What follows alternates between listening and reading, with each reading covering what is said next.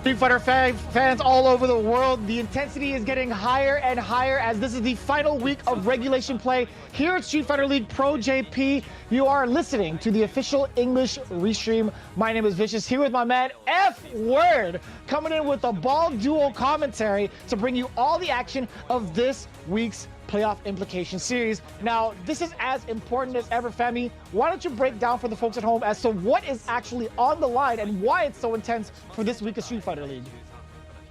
I'm so excited to be here for this particular week, Vicious, because it is so everything's coming down to this, right? We're down to like 2 games for most players now. The matches that we have huge implications on who's going to make that top 5 spot. I cannot wait to see how this pans out. We're not going to go into too much detail now because there's so much more to catch up on, but Vicious, this is pretty much the penultimate period of the entire season for Street Fighter League Japan. And I'm so excited to be part of that. Without a doubt, we only have a couple more games left, including today, right? We have today's matches and then 2 days afterwards. But just to let you guys know, as intense as it is, we have another intense competitor joining the ring, right? Luke has just been released not too long ago and will be officially legal for the league starting tomorrow for all of those matches. So you can believe that a good amount of these players that have been streaming it since Luke has come out, that he will be seeing some play. I heavily think so. I would love to pick F-Word's brain about that. Yeah, I think so. Yeah, I think Luke is going to be a big timer. We got a lot of like new character specialists in this league, right? Japan's one of the greatest countries in the world for this, right? When it comes to Street Fighter, when it comes to setting the kind of like framework of how to master and how to optimally play a character. We've seen the early stage Akiras, of course, with the likes of Mochi. And now I think guys like Mochi, Sako, these guys pick up characters and just break them like instantly. If they are wise, if they're clever, I'm expecting to see 3 or 4 Lukes tomorrow. And I'm so gutted. I'm not going to be part of the team for that. I can't join tomorrow, but I'm going to be watching like a fiend. And I'm expecting some Luke surprises, some Luke upsets. And he's not a bad character at all, is he, Vicious? No, not at all. You know, F-Word, we talked about that and how important it is to pick up on a new character, but it's just so important right now because of the playoff situation. We just saw the graphic for the playoffs, and what is exactly on the line. You can see 8 million yen will be distributed amongst the top 3 teams. You see 5 million being broken down for the champions. For second place, they'll be getting 2 million yen, and third place with 1 million yen going home for those 4 players for each team, right? That is a pretty hefty conversion rate, whether you're in the States or across the pond in the UK. Either way you split it, is going to be a good amount of cash. And as we get ready for our games today, Femi, I do have to ask you real quick, when it comes to the playoffs, how will that break down? Man, this is what's so exciting about today, Vicious. We've got teams that have been sitting in the same place like throughout the entire league. Of course, Good 8 sitting at the top. It's a top 5 qualification ranking. That's how this works for Street Fighter League Japan. Number 1 place is pretty much firmed up now with Good 8. They've just been incredible, taking that top spot from the 3rd week on and not dropping it ever since. Those guys are killing it. We saw last week how those matches went and how important they were. The other teams are now fighting for that top 5 position to get into a position to play in the playoffs, to then compete to get to the semi-finals against Good 8. And the top 2 teams, by the way, Vicious, will go to America in the end to play the top 2 over there. So it's quite an exciting format. And I think 4 of the 5 places are still to be decided. And here's what happened last week, by the way, Vicious. So walk us through this, some of these crazy matches, some big ones.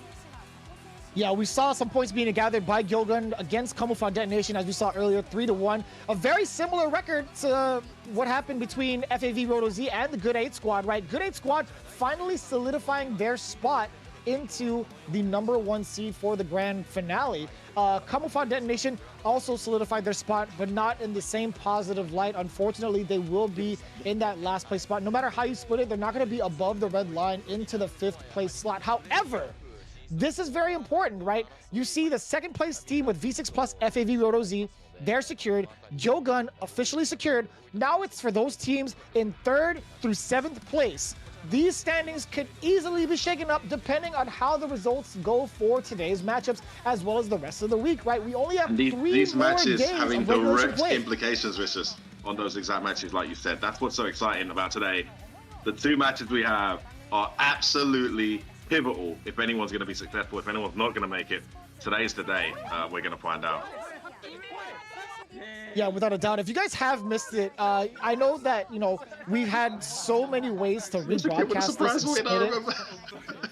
Yeah, man, it's actually pretty wild, right? Be sure to follow them at Capcom_esports over on Twitter. Also, they read all of the support that you guys have been putting down, even from the States, for some of these teams. But we're also tuning into YouTube, Mildom, as well as Twitch, just in case you guys want to check it out on other social media streams, other platforms that they've been streaming on. Been doing an absolute good job with the Japanese broadcast overall. So us delivering it to you with the English official broadcast, we do appreciate your time and consideration. But going into the matchups themselves, we have Mildom Beast going up against Nagoya Oja Body Star with the away team starting things off. MOV is going to be in it, but Akira is the captain. Indeed, he is leading the pack with that lightning fast Kami. Ever so impressive, changing up the offensive pressure every single time.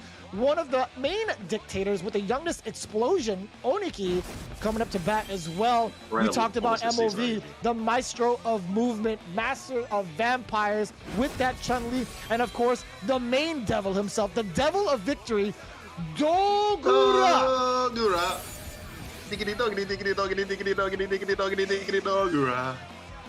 That's absolutely this is the team that has been pretty consistent overall, but they're going up against Mildom Beasts, who have been absolutely killing it. Why don't we get a full breakdown with F4 on this team?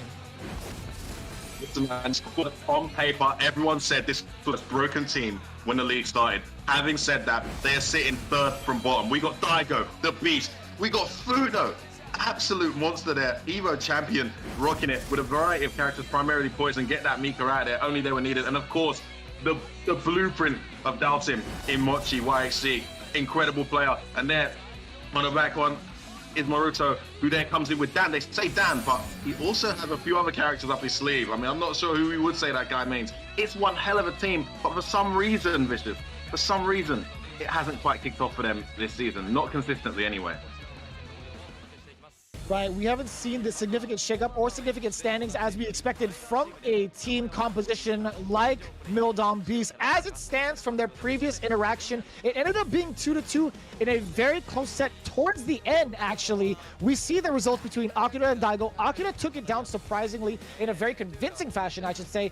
Mago took it down against YXC Mochi in a very, Dogura actually took it down against YXC Mochi, my mistake, in a very convincing fashion, I should say.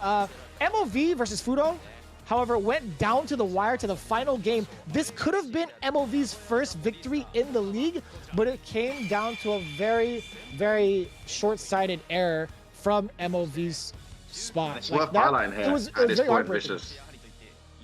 Yeah, no, absolutely, 100%. Worth highlighting off the back of what you're saying there. Of course, they were the home team last time, and they made that count. Look at the matchup that they had to play against in order to win that. And Akira, the Kami Slayer, you know, doing what he does best, annihilating. We saw him do the same just recently to Higuchi. Now, Mildom Beast at the home side. So they can avoid those matchups that they had such a hard time in last time around and try and make this go better in their favor. So they're just going to discuss now as a team. The order's been revealed by Nagoya. So now Mildom Beast have to decide how they're going to play this. Now, this is a huge match, guys. Just so you're aware, on the table, I believe Nagoya sitting just in the sixth place or in the fifth place. And there's a 3-point gap between them, but the game points is huge. Like, minus 11 points right now for Mildom Beast. They're not going to win on points. So they're on 23 points. Nagoya are on 26 points. If they win this by 3-1, it's not enough. They need, ideally, a 4-0. If they can pull that off, they not only leapfrog Nagoya, but they also find themselves in qualification position with just a week to go. So this is a big match for them, and them being home, they need to make this count. These picks are vital. It looks like Mochi's going to go first. Is that correct? I believe so, and they put Moruto on the bench again. I feel like Moruto has not seen a lot of game time towards the second half of the season. Despite his pretty solid record overall, I think he's been doing a great job. As we can see the stats lined up for both players. YXC Mochi, the amount of points he's accumulated for his team may not be the largest, but I'll tell you what, man, 4 points is still enough. I feel like with the amount of times he's been on the away side and counterpicked, I still think he's doing a decent job. MOV, on the other hand, kind of struggling a little bit as well. Only got his first point not too long ago with the overall stat usage in terms of how many EXs he's used, how many times he used V-Reversal and V-Trigger, which is a pretty big inclination here. It kind of shows you how they play their characters overall and how much they rely on certain moves and certain execution of V-Triggers, how important it is to have V-Reversals in certain moments, based off of all of these stats combined. And that anti-air rate is so vital for Dhalsim. As I've said to many people who watch Dhalsim play and they think he's a cheap character, he isn't. He requires so much anticipation, predictive play in order to respond to those opponents' play. So if you're being kept tight by Dhalsim, 9 times out of 10, you're being predictable. And that's where MOV needs to change it up. He needs to be unpredictable, he needs to catch his opponent off guard, and when he gets in, he needs to make it count. Unfortunately for Mochi, we have seen that this season. We've seen him keep players out, but get caught, and his defensive decisions haven't been as consistent. I mean, easy to say it's 50-50, right, Vicious, but not as consistent as we're known him for. And unfortunately, he's dropped a number of points as a result of that. This is huge. They've put him on now in a match where I feel, personally, anything other than a 3-1 puts these guys in a very, very difficult position to qualify. 4-0 would be ideal, but 3-1 at the very least. He's going up as a straight counter pick here to MOV. Pressure on the shoulders. I've been in these team tournaments before, Vicious, I'm sure you have too. He's going to be feeling it, but he needs to pull off this victory for his team, at least to get them off on a good start. The last thing you want is to be 1 down when you really need the best result possible. What's wild about this is that both of these teams still get another chance to play for the rest of the week, right? This is technically a continuation of the previous episode, of the current episode of episode 13, if I'm not mistaken. So they're pretty much finishing off their first roundabout from the previous week. So as it stands right now, both of these teams are still going to have another chance to accumulate some points for themselves. But between these two, you're absolutely right. Mildom needs to score a 4-0 victory in order to get that solidified lead over Nagoya Oja Body Stars instead of relying on the tiebreakers. Because as it stands right now, again, they're down in points in terms of game points. They are minus 11 overall and in round points. So you don't even want to try to get a tie game. So going into the player matches themselves, we're going to get into that a little bit later, but we are going through the trivia as we usually do with the home team. The trivia this time is, what do they think is different between playing as an individual and as a team? With Mildom, Mochi says all the happiness and sadness they experience is 4 times more than an individual. That's actually pretty deep. He's absolutely right about that. 100%. Fudo says spending a good time to discuss before the match is absolutely important as a unit. And then, of course, Daigo rounding it out with saying, it feels great knowing there's always someone cheering for you when you play. They've hit pretty much every aspect of the team tournament element. It's a massive difference to playing 1v1, Vicious, and I think the question, I'm going to love hearing the answer from the players. You know, being an ex-player myself, I can tell you, man, you can be on stage with 10,000 people cheering 1v1. It doesn't compare to the pressure you feel when your friends, your training partners, your compadres who are in this and depending on you to get that win are there behind you, watching on, and you do or you don't perform. And just like it hurts 4 times as bad, it also feels 4 times as good when you win, knowing you've not won just for yourself. So this is what we love about the team dynamic. It's emotional, it's dramatic, everything's on the line, but it's also super exciting. And we get into this first match with that in mind, Vicious, with Mochi taking on MOV. And this is going to be a pretty interesting matchup, not just on paper in terms of the character, but overall statistics with MOV and Mochi. MOV has been on a downward slump so far throughout the entirety of the league. He's only accumulated 1 solid victory, but if he needs to pull one out, it has to be right now, especially with what's on the line. So we're getting into game number 1. Dhalsim versus Chun-Li. Historically, I feel like doesn't do too well for Dhalsim, but at the same time, it's like this version of the game in this current this current season, I think it's going to be just fine for Dhalsim. Oh, that was a beautiful reaction, Vicious, underneath the fireball there. Saw the spring coming. After that wonderful back heavy punch, caught him and sent him to the corner. Oh no! The classic. What do we have here? Classic. There's too much fire on the servers. Do you see how soon? You see how soon he got that V trigger? The netcode was like, no, sorry, that is too hot. That is too hot for TV. That's the problem. I think that sucks for Mochi because he clearly had that tech specifically for that kind of block string situation. Now MOV's got that data, you know, whereas the back heavy punch, which got MOV momentum, is kind of a standard factor in the matchup, right? So, you know, it's not going to change necessarily the way Mochi plays the matchup. Man, that's unfortunate. But you know what? Awesome, it happened now. If this happened later, 2-1 up, match point both players, or, you know, then we're in a predicament, right, Vicious? I mean, get this out of the way now. Unfortunate. We're going to restart. We're going to get it going, and everything should be well. Yeah, that's just the nature of the beast when it comes to net play in general. No matter what game you're spinning it off of, I think, you know, there's just certain things that are just inevitable. But with that in mind, it's a good thing, you know, as F Word mentioned, it's a good thing that it happened earlier instead of like a very critical moment. I think overall, when we talk about the matchup between Chun and Dhalsim, anything can go haywire. Anything can go to the favor of the player at a moment's notice. That actually happens pretty often. But I gotta ask you, as we gear up for the matchup, Chun versus Dhalsim, what are your thoughts on this matchup in particular, Femi? I actually think Dhalsim edges this matchup. I mean, I've heard a lot of people say that Chun-Li wins this, but the match has changed over the years. I think in this particular version of the game, with the V-shift and the ability to, you know, hopefully get back to neutral if you make the right call, I just think Dhalsim, in these matches where he might have slightly lost, I think he has either wins them now or he goes even. So I feel like the chance taking, the floaty jump, all of that stuff, suddenly Chun-Li's the one who kind of has to extend. The bad thing is she's got answers, right? So if you're placing that back heavy punch in the right place, for example, catching the buttons on start, and the hitbox on that, by the way, Vicious, is humongous. And remember, Dhalsim's long-reaching normals, they're mediums, right? And that back heavy is a fierce, and we got that priority system, right? So keeping that on, and we saw that connect and get the cross counter and knockdown for the momentum.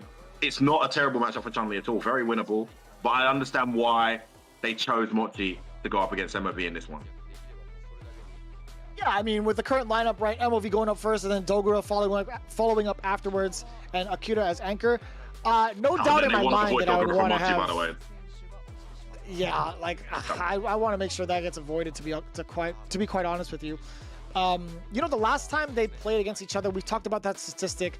Akira has done so well over Daigo, and Dogura, again, actually took down YHC Mochi the last interaction with a 2-0.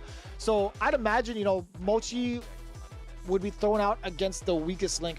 But what's crazy is, you know, we've talked about the dynamic of the team tournament. When it comes to Mildon Beast being on the away position, if Mochi is ever in that roster or in the lineup, he is the most susceptible to being counterpicked. However, it's so weird to see the dynamic of them being on the home team. It's like, all right, well, we get to use Dhalsim as the counterpick now.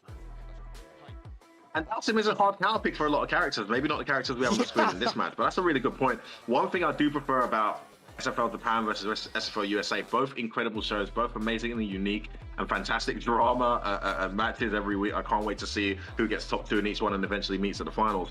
But one thing I do prefer is the fact that you have these, and the Japanese love this, you get to see players playing their bad matchups by choice almost, you know? So there's no character ban. You get to main your character. You main your character against the matchups you win. You main your character against the matchup you don't. And if there's anyone here in this entire Street Fighter League, right, who's completely comfortable in bad matchups despite his results, is Mochi. I mean, he is Dhalsim through, right? No matter what the matchup is, and he fights those matchups and he makes them look even. So I love that. It's not going to be the case on this occasion, and unfortunately, when he has been counterpicked, it hasn't gone his way so far this season. But his team is still in a great position to potentially turn this around at 23 points and up against a team that's just a few points away from them. So time will tell.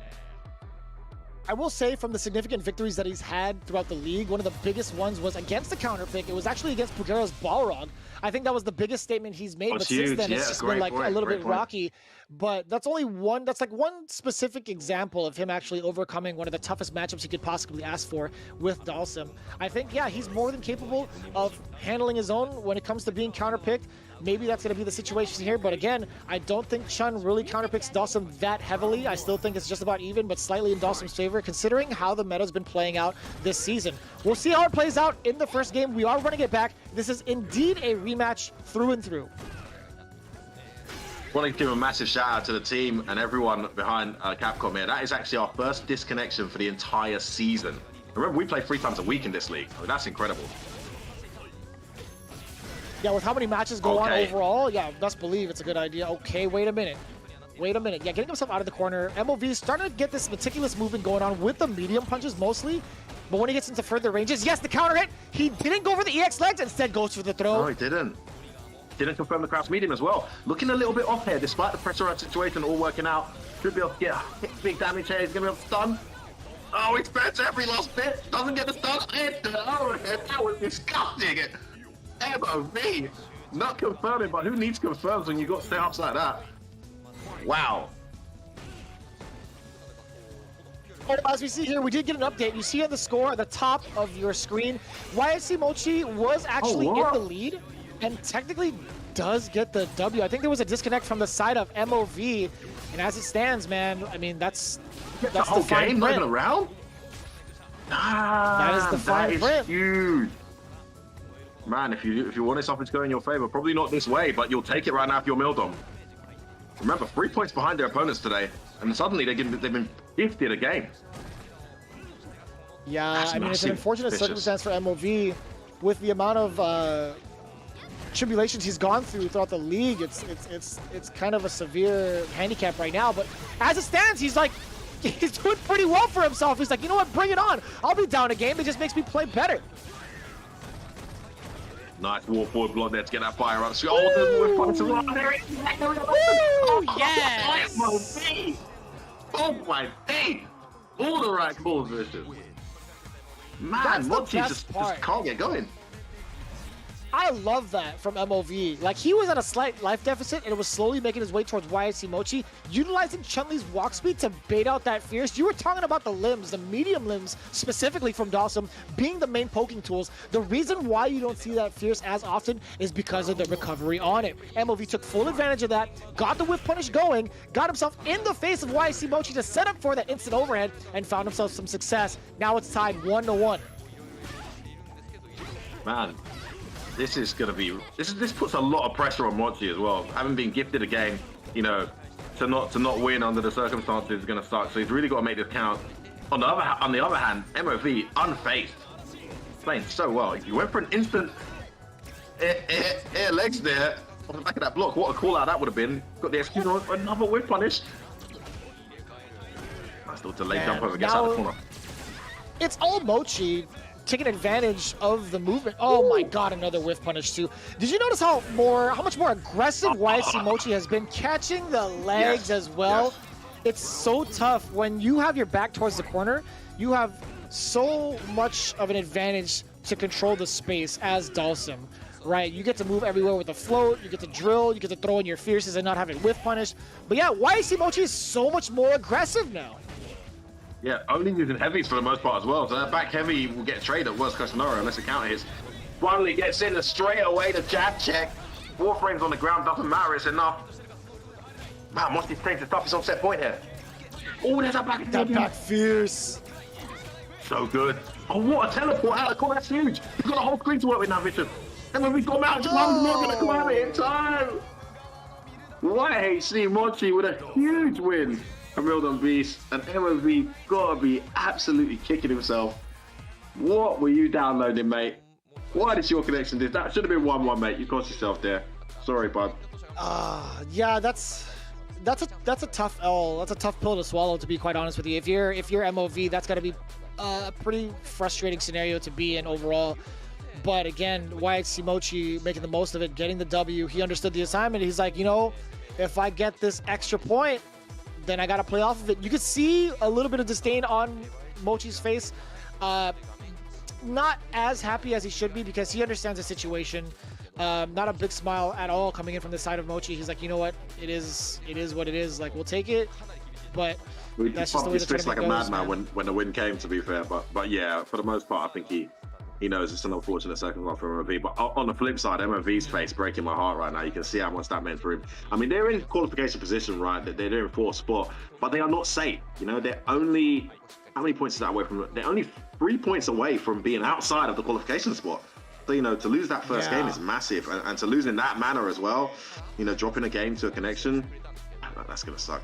Looking at the anti-air rate here, we can see, as always, Mochi in the 80s. I think his overall's in the 80%, which is really impressive considering he's not had that many wins this season. To maintain an 80% anti-air rate with Dowsim, important, huge, and he gets the win as well, Vicious. Yeah, prior to this game, actually, if you saw the matchup earlier, you saw the statistics earlier, I think he was within the 64, 65 percentile. When it comes to anti-air, I think he's one of the most consistent in the business and in the league when it comes to anti-air, which is ever so impressive because he has so much focus in controlling the ground game as Dalsum. Being able to also manage what happens in the air is ever so impressive. His defense has been stellar, to say the least, when it comes to his league play. But as it stands right now, Dogura is coming up next, whereas Mildom Beast still continuing with their strategy. Daigo saying we will go as planned again, which means Daigo will be putting up that Guile up next. And again, this is a classic match, a classic lore match as well. But I gotta ask you, Femi, how does the matchup go in your opinion between Bison and Guile this season? Um, Look, I still think Bison has the edge in this matchup. You know, it's one of those ones that can go either way. It's not a huge advantage, but we've seen a lot of this. You know, we're fortunate to have been exposed, and we've seen Problem X versus Daigo a ton too. It's not a match that I'd say is particularly significant advantage. I mean, Bison doesn't have his heart eyes when he sees Guile on the screen. You know, it can still go horribly wrong, but I think he has a lot of answers for that matchup and how to play it. Probably go with V-Skill 1, I imagine, as well, which plays a big part in the matchup. And probably V-Trigger 2, I imagine, too, to nullify that neutral somewhat and put Daigo in, you know, uncomfortable situations once he's activated. We've seen Daigo take a few approaches to this match as well, Vicious, to make it uncomfortable for Bison. You know, he'll go into a jump heavy game, he'll go into a flash kick heavy game. It'll be interesting to see what he approaches here. We saw the homework that he did for Boxer just the last week, and how much that paid off in a massive win against Pugera to get his team registered a point there. But I'm not sure it's going to be the same here against Bison. Yeah, and you can see the amount of overall success he's had when it comes to anti-air and EX-DP, EX flash kick primarily. There's something about Daigo when it comes to EX flash kick, and it's been said as one of the quote-unquote bad habits from one of his teammates. I think it was either Fudo or Mochi that said this. Yeah, I remember Anytime last week, yeah. Daigo initiates an EX flash kick, he's prone to doing it a lot more often in that set. And Daigo wholeheartedly agreed. He's like, yeah, I feel like once I let the beast loose, it's going to be pretty much all day. Some data for you guys if you're ever up against Daigo, right? If he does an early flash kick, it's going to be a flash kick heavy day. Yeah, keep that in mind. Fudo giving us some intel there on the slide. Yeah, that was hilarious. I love that question last week about the bad habits. Learned a few things about some players there. Daigo actually saying that the team's past the point of no return. You know, they put themselves in this situation, sitting just 2 points away from the bottom spot. 2 places away from the bottom spot. So, you know, in his opinion, they need to stick to the plan. They need to win every point they can get. So, as I said at the start, Vicious, they pretty much need to go for the 4-0 here, wholeheartedly. And I think a 3-1 wouldn't be the end of the world, but a 4-0 puts them in a very, very strong position to potentially qualify. And that's what they're going to have to go for. Hence, Daigo coming up now to take on this matchup. Yeah, it's scary to think about, right? They need to get as many points as possible. A 4-0, potentially, that'd be the most optimal for today. Granted, they still have another set of games to play tomorrow and then Thursday against their opponents, right? So having this advantage means the world to them.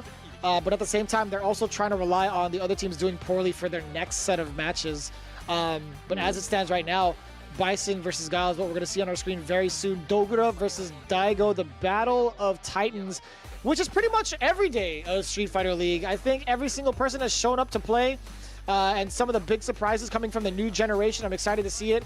Just about as exciting as what's going to be happening towards the playoffs. We're getting closer and closer to that finale happening in February. But it all starts here, baby. It all starts one game at a time. And of course, Bison versus Guile is going to be one hell of a set, especially against these two. I don't think they played each other just yet, right? This is, of course, the run back between these two teams. But of course, this is the first time they're going to be meeting overall in the league. Yeah, they reserved Dogura for the Mochi pick last time. Of course, being the home side, they put that straight on. That's actually quite a tricky matchup for Dalsim, although he can fight it. So he was not going to place Guile there because I think there's more of an advantage versus Dalsim than there is versus Guile. I think Guile maybe a slight edge to Bison. And that's just my opinion. I think a lot of people think it's 5-5. This is from what I feel. So it makes sense they haven't played yet, but they're going to play now. Two huge names in the Japanese scene. Dogura has been emphatic this season as well. So reliable for his team.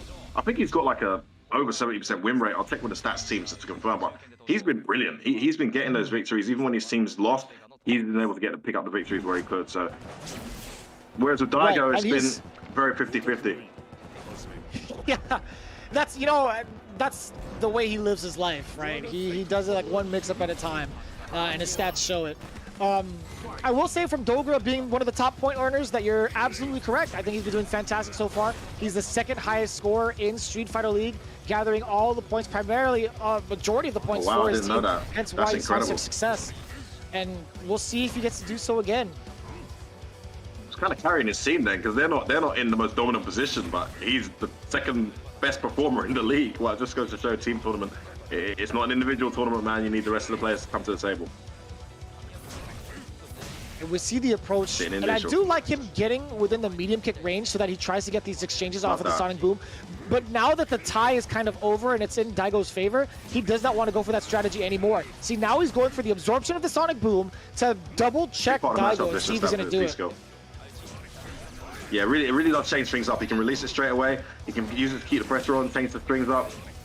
So, you know, having that option available, it can make Gal a bit more hesitant to throw those booms. And it also allows me to not have to block booms or neutral jump them, which allows that Gal to set up some kind of approach. Releases the... Oh, tried the edge-head. Daigo pressed that kick early. It's like he knew. Yeah, he reacted to the jump. I think, you know, he was going to cover it either way for the V-trigger activation, but it was so smart for him to use that V-reversal also so that it avoids any sort of damage or any sort of chip or gray life coming in from Dogura, because this is exactly where Bison shines, right?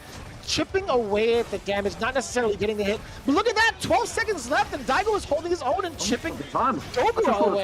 Oh my god! Oh, that's it. That's the round. He can chill. Just chuck them boom. He's building me up. He's building me at the cheeky block.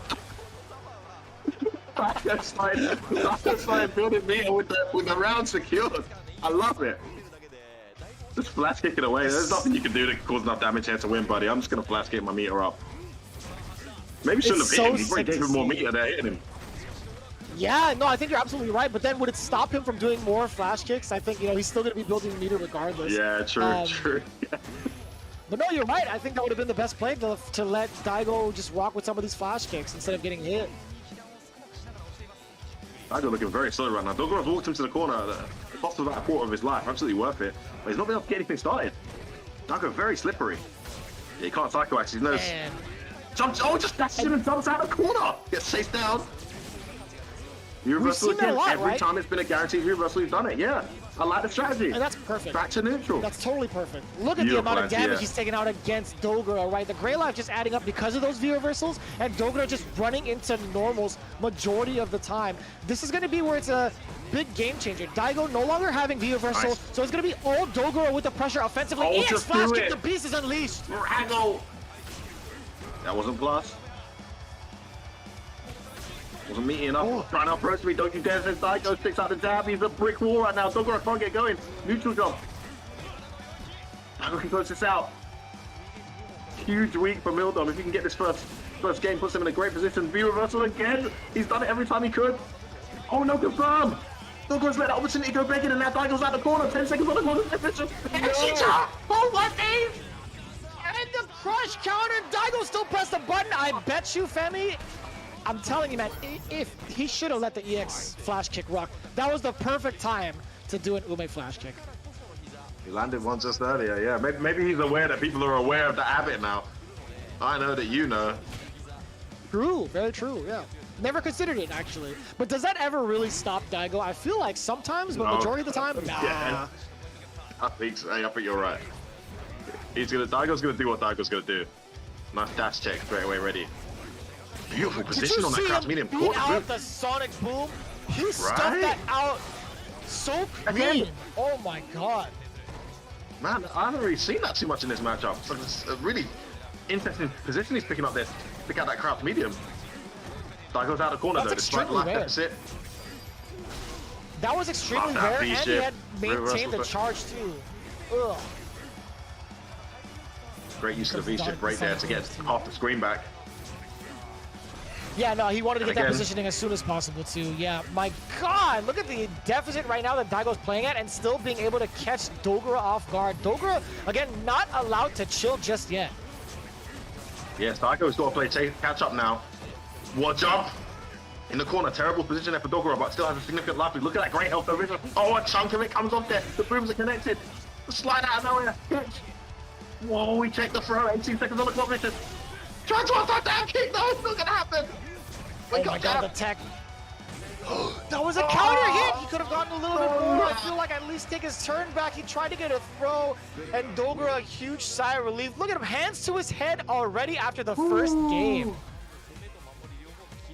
Every little bit counts here. When you're up against a team that's only 3 points behind you, you're in qualification position and they're not. You can see the difference this week, Vicious. Even in the matches and the rounds. MOV's reaction, Mochi's reaction. Look at Dogura now. I haven't seen him react to taking a game like that. The relief and the positivity and nerves in his face. It means so much now as we get towards that qualification spot. 1-0. Yeah. Forward throw down. Dogura already getting the early advantage. Perfect spacing too. Yes, the V reversal comes out from Daigo, builds himself a little bit of that gray life against Dogura, cashes out just a little bit, but it's very significant off of that V skill. That was an excellent way to get around Bison's V skill. That was a beautiful trip guard punish.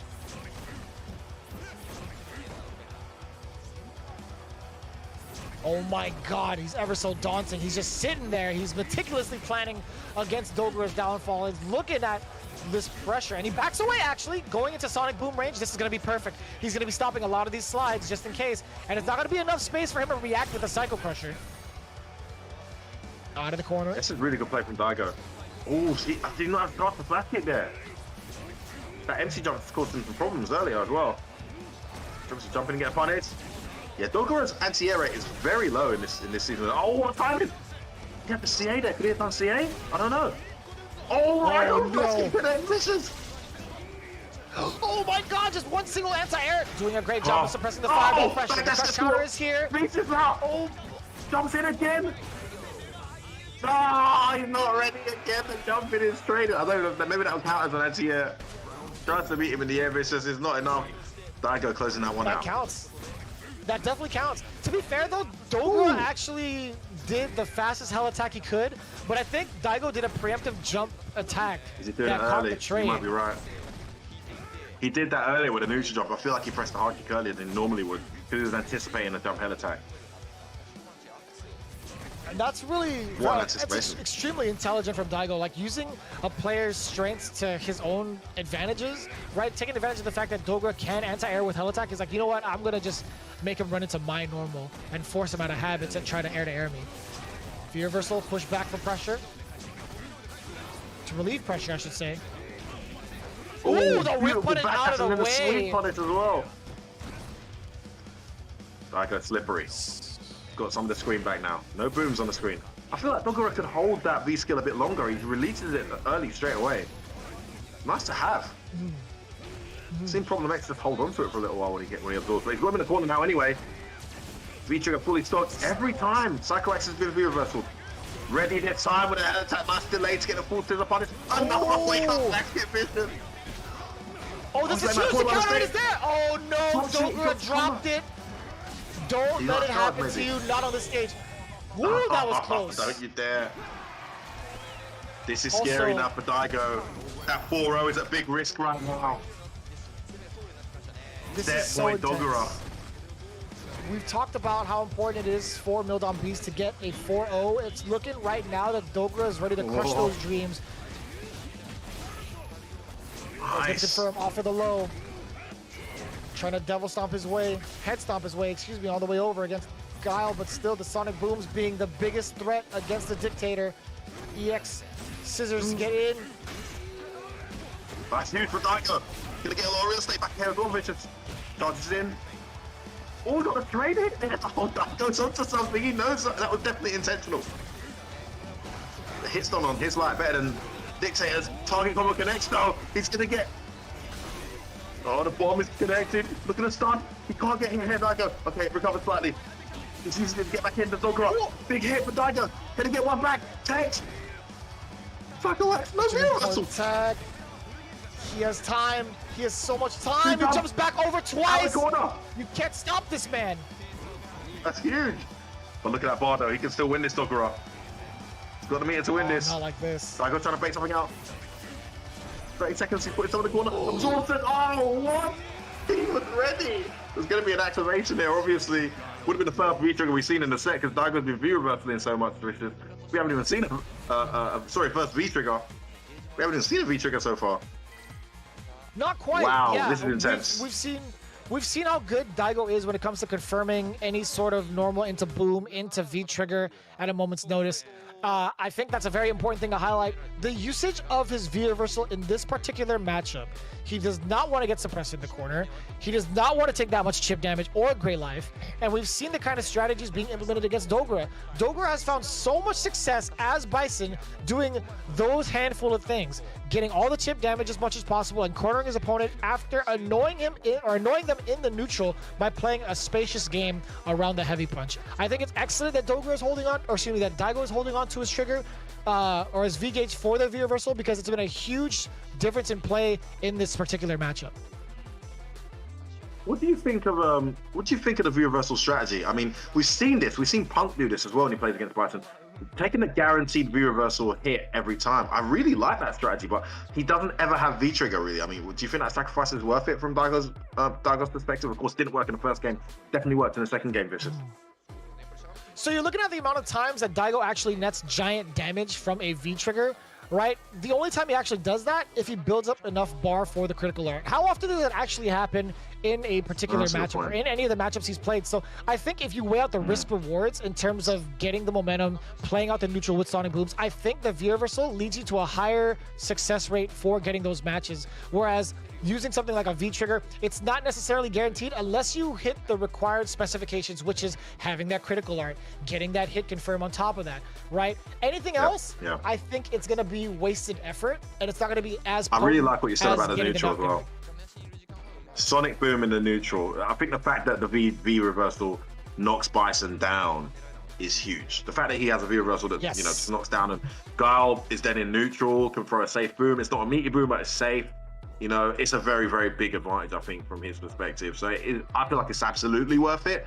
You're not really going to see much V-trigger here against Bison because really he doesn't want to absorb that pressure. Now, Dogura's changed it up a lot using the heavy kick, which is safe to V-reversals. You can block it to keep the pressure on. But, of course, that doesn't have much range, and he has to get into much closer position to be able to utilize such a button. So it's forcing Dogura to change this game up. Now, they're taking a lot of time here as they're conferring as to what's going to happen next. I think the strategic change, of course, you assume it's on Dogura's side. We'll see what he does here as he comes into this. Taking his sweet time, though. And you know, we talked about the trivia from the home team. Actually, this is a good time to kind of point this out when it comes to the team strategy. Again, these guys have been discussing what to do against Daigo, and I think that's one of the better parts of having a team tournament. Again, Oniki says it's an amazing feeling listening to your teammates' voice as you play. It's also got to be an amazing feeling having a bunch of perspectives helping you through the matchup, right? Akira actually said recently that he says he's learned not to beat himself up too much after losing a match by listening to the teammates' support. So him being able to do so for Dogura in this particular position where it counts the most absolutely has to mean a significant deal in terms of playing it as an individual in comparison to playing it as a team. I love that, man. I really do. And I see Akira also responding to that, saying that, you know, he's learned not to beat himself up too much when he loses a match, you know, by listening to his teammates' support. Now, this is a guy who's been phenomenal, I feel. He has lost games, but I mean, he's the Dial Slayer, right? I mean, have you seen what he did to Daigo? Have you seen what he did to Higuchi? He made that matchup look like a 7-3, you know, it looks horrible. He's been on fire, and he's there saying that he enjoys the team dynamic, he enjoys the support. Interesting thing to bring up, Vicious. Different players have different responses. You'll see in Street Fighter League, when certain players are playing, you see their team at Street Fighter League USA, their teammates are talking a lot when they're playing, giving them that advice, giving them tips. They've probably had that open conversation to say, hey, I like to hear things mid-set. If I'm doing something wrong, I like it to be called out. Then you got other players who I've had the pleasure and displeasure of playing with who don't want to hear Jack Diddley squat when they're playing. Hey, listen, when I'm playing, don't say a word to me. And, you know, you start to learn about the personalities and the characters and how people feel comfortable and most optimal when they're in these team dynamics. There's a guy called Joker Jokes, shout out Joker Jokes in the UK, who when he's playing, don't touch him. I learned this the hard way. He won a round and I tapped his shoulder and I was like, let's go. And he won that game, right? And he came up to me afterwards, yo, F-word, yo, don't touch me when I'm playing, please. I was like, what? Yeah, you tapped my shoulder when I was playing? Don't touch me when I'm playing. But you won, didn't it help you win? No, it actually put me off. I was like, yo, sorry, man. And this guy always, he was like, yo, don't touch me when I'm playing. I was like, oh, okay, noted, bro. Everyone's different, right? And that's another beautiful thing about the team dynamic that we're going to see as we go through, man. Seriously, it's fascinating. Was that wrong? Come on, you got it. Let's go! That's so funny. Hit him a bit hard. I'm so used to, like, when it comes to team tournaments too, from our personal experiences, I'm so used to it being loud and rowdy that I love hearing, like, my teammates hype me up. You know, back in, like, I'm gonna be a real boomer on this one. You know, the Third Strike days when you would watch like SBO and everybody would get in when Ganage would activate from Yun. Everybody would be like, hey, hey, hey. You know what I'm saying? Like, I love that atmosphere. So I love hearing it. I'm pretty much with Team Nagoya Oja Body Size when it comes to like hearing the teammates voices. Teammates, I love it. I want them to hype it up. I think I'm the opposite. I find it hard to take it in during match. It's terrible personal problem I have. But I think those who can take it in during match tend to be stronger. Okay, guys, here we are. Huge match here for Daigo, trying to keep his team on track for the 4-0 they need to get into qualification spot and leapfrog Nagoya at the same time. Now remember, they're still in control of their destiny here because they're playing against a team that's above them. That's the huge thing here. They're not relying too much on external factors if they can pull off a 4-0. If they don't get the 4-0 though, they will be relying heavily on external factors. And if they don't get the win, I'm not sure they're gonna make it, bitches. You might be right. I think as it stands right now, Daigo is doing a pretty good job of trying to secure their fate when it comes to being in the top 5. Jumping though. That huge jumping could have been so much bigger for Dogura. Okay, this is great. He does get the EX scissors. A big important tech from Daigo. He doesn't have any view reversal on deck. This is a great position here. He's got to be careful what buttons he presses. You know the view reversal will come if it's the wrong button. So that's it, he's got to change up his pressure strings. I love the strategy from Daigo. Change the way Dogura's got to play completely. Has to walk in close enough to get that roundhouse. Gets Psycho Axe. Ready for the jump though. No, he finally fakes out. Big damage. He's going to do it again. No, it works. The bomb's there. He's waiting. Watch out now. He's looking for plus frames. Yeah, he uses it as a tool of entry every single time. One touch away for both, I feel like, if they use the meter appropriately, but now Dogura on. Man, another V-shift on top of the view reversible. Look at the amount of damage he's just took from the Grey Live. Oh, he gets it back. Oh my god. What from Dogura? Dogura. Dogura. Swing. Match point, baby. Man, what a call out, Vicious. That's guaranteed view reversal. I can't believe he caught the back dash like that. It was so delayed. It was definitely anticipating the movement. He was definitely calling that back dash out, wasn't he? You can see how, man, do you see how reluctant Daigo is to throw out these booms now? He has been shut down significantly. This is great though. This is the moment. Yeah, now he gets to throw as many booms as possible. This is going to be a huge punish. No activation on the trigger. Did he have it prior? I just heard the sound. I don't know if he had it prior to that slide. No, he didn't. He didn't have it. He didn't have it. He just went for a massive call. And Daigo didn't. I mean, he's obviously seen something. Yeah, grip stop. Landed off of the counter head. Or, what a tag. Oh, that was disgusting. Did you see that? That was actually nasty. That was messed up. I thought that was going to be on the other side. No. Surely not. Oh my days, Daigo, please. He definitely does. He punished the V-skill activation. Oh, the crush counter. Dogura's got a bit of corner. This is massive. Daigo's in trouble. He still has a command grab. Oh my god. Walked up, roundhouse, okay. Look at this pressure from Dogura. Huge jump. Daigo's at it. He's gone. He's got the screen to work with. Needs to use it. Needs to throw the booms. Stop throwing booms. Oh my god, a slight advantage, and Daigo's favorite ship is there. The anti-air as well. Anti-air flash. He sat down and waited. Dogura still going into the final trap and into the final round. Between these two, it's actually ridiculous. This is insane, Richard. It's too intense because we know what's on the line as well. Every moment counts that much more. What a vital jump out from Daigo, and then work that screen to bring it back in his favor. It is now set point both players. Oh, I love that answer. Dogura always goes to the release straight after the absorption. EX scissor catches him out though. Daigo's in the corner. Wake up early, throw catches the break every attempt. I can't believe, the delayed stand roundhouse was a tactic that Dogura was going for. Daigo is actually putting on the pressure. He catches the V-shift and the anti-air. Dogura in deep trouble. No V-trigger available as well. The reversal straight away, of course, the great help, the knockdown. Oh my god. He's got a mountain to climb, stop. Yeah, not too many resources, right? Even with that V-trigger, he still has no bar on top of it. We gotta find a way to get him this bar. Oh no, it doesn't have it. I'm looking at the wrong bar, my bad. Stop on the way in. Now he's in range to get this trigger activation. That's exactly why he needed that EX meter in the first place. Meaty, that's plus. Hold this heat. Oh, the jab check. Daigo just a fraction away from taking it. Now listen, the jump in. He's out of the corner into the whole screen. The chase. The jab and the interruption. Daigo on to the proper game plan. he's keeping the dream alive with another point for Team Mildom Beast. A giant crouching jab interruption, taking it down against Dogura. Man, that was the biggest stutter step I saw Dogura take while having that V-trigger at the very last second, and Daigo still pressing a button, knowing full well he could have got crush countered by the stand roundhouse that Dogura has been implementing throughout the entirety of that set. 2-0 in very similar fashion from the previous game that we saw from YFC Mochi. This is looking like a nail-biter for both teams. Wow, Daigo with the clutch. He was a fraction away from being taken out the round just prior.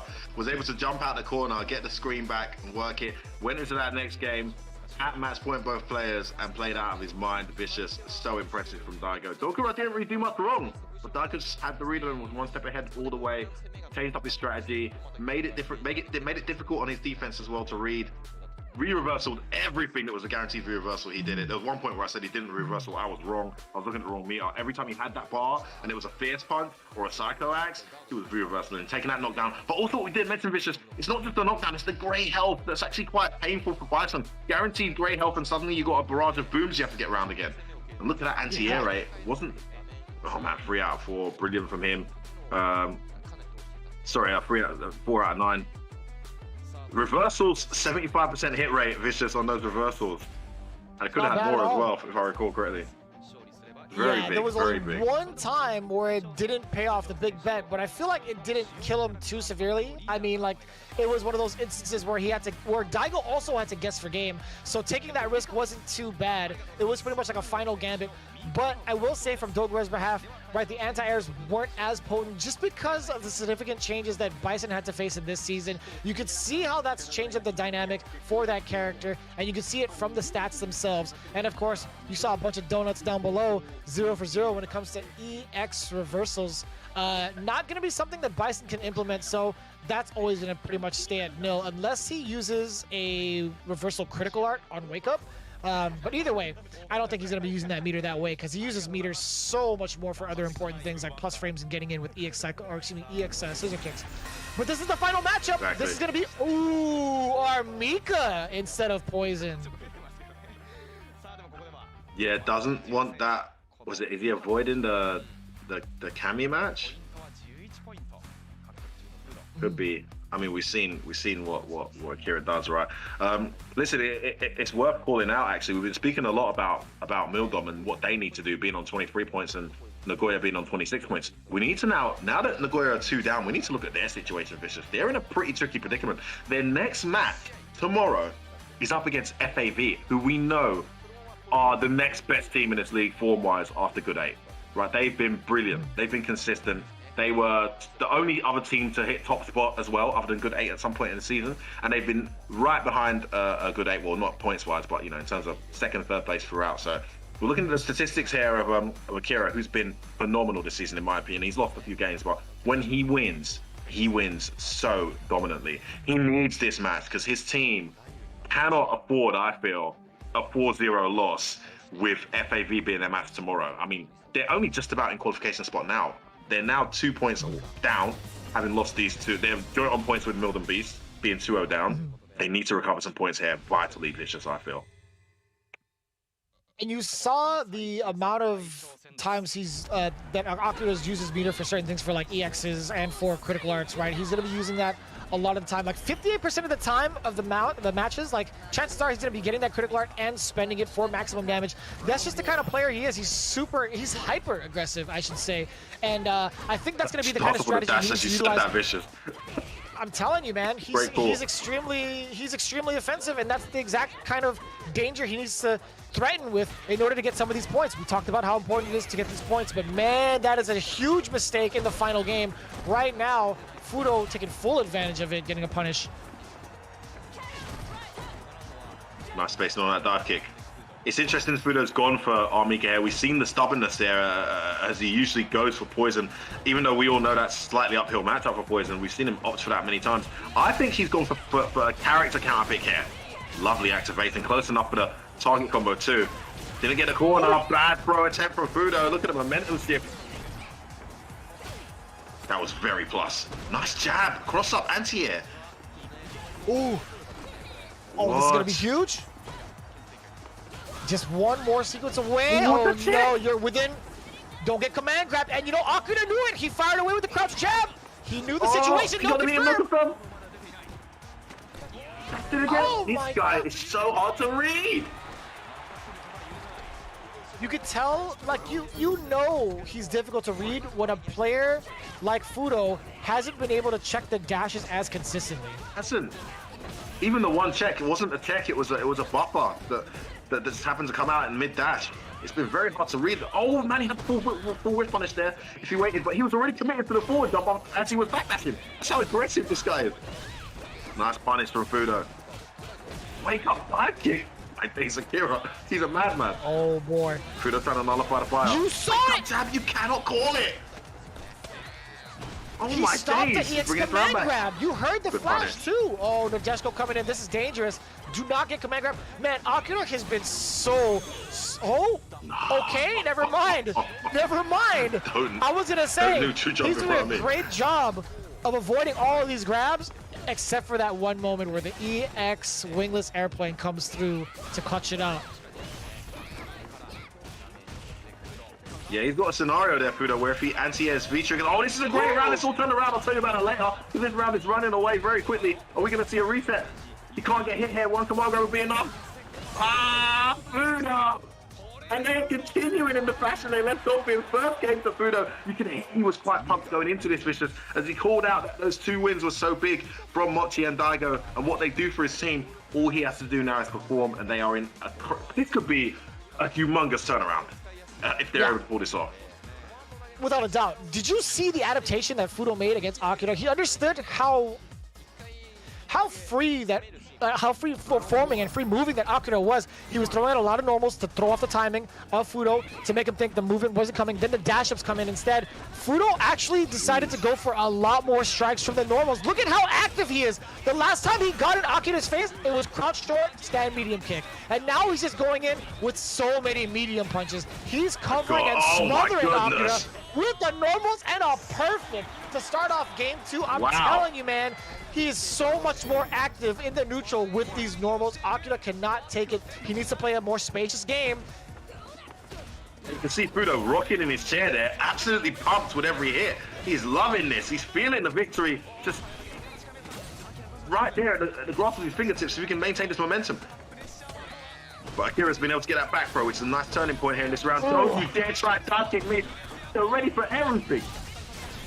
That back dash was able to evade the drop kick. Side switch. Dashes mid-string. Dashes again. Nadeshko still a threat. It was supposed to be a pro bait. Yeah, you know. Oh my God, the whip punish. Call out. No, you don't. And he gets the punish as well. Oh. Wow. That is huge.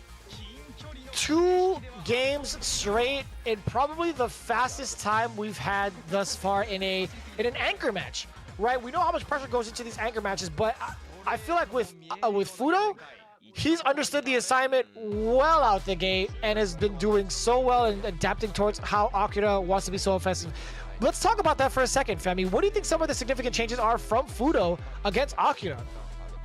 He went offensive. You see after that first game, he was sitting back, trying to make a read, trying to control Akira. It wasn't working. He couldn't see the dashes come in. Akira's very sporadic and very creative with his movement. It's very hard to read. And of course, if you're used to playing so many other camis, like maybe Mago, maybe NL, whoever he might play, this is something he wasn't ready for. He just went offensive, Vicious. He started dashing in, started jumping in on Kami, kept the pressure on. I saw Akira get away with a few wake-ups. Fudo went meaty every wake-up. He just completely disregarded the reversal. Because when he wasn't doing that, he was getting caught. Just went complete offensive. And Akira, I hope he's picked up on that.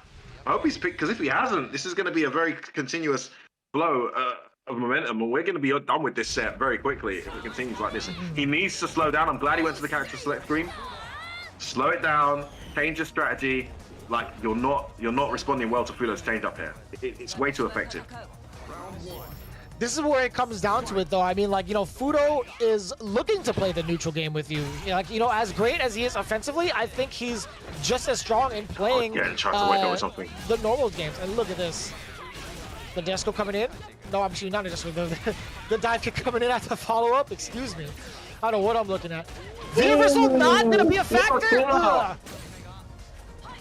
Hooligan into the scissors. Oh, too aggressive. They doesn't want to wait. Always going in is Akira. Some beautiful moments, but I feel like he just rushes himself into situations. Nice confirmed though. Oh, that is risky. My God. Confirmed, this could be it. Nice the V-shift getting him out of there. No, he's trying to dash again. He ran into the normal. Fudo actually was ready for the dash this time. I think it was just a very fortunate circumstance too. Akira happened to move forward at the moment that stand medium punch hit. Yeah, Fudo completely called that out. It was like a anticipate, you know, like a predicting medium punch, like not raw reaction, but he knew that was coming. Okay, it's a great start to the round from Akira. He's got mountains climbed.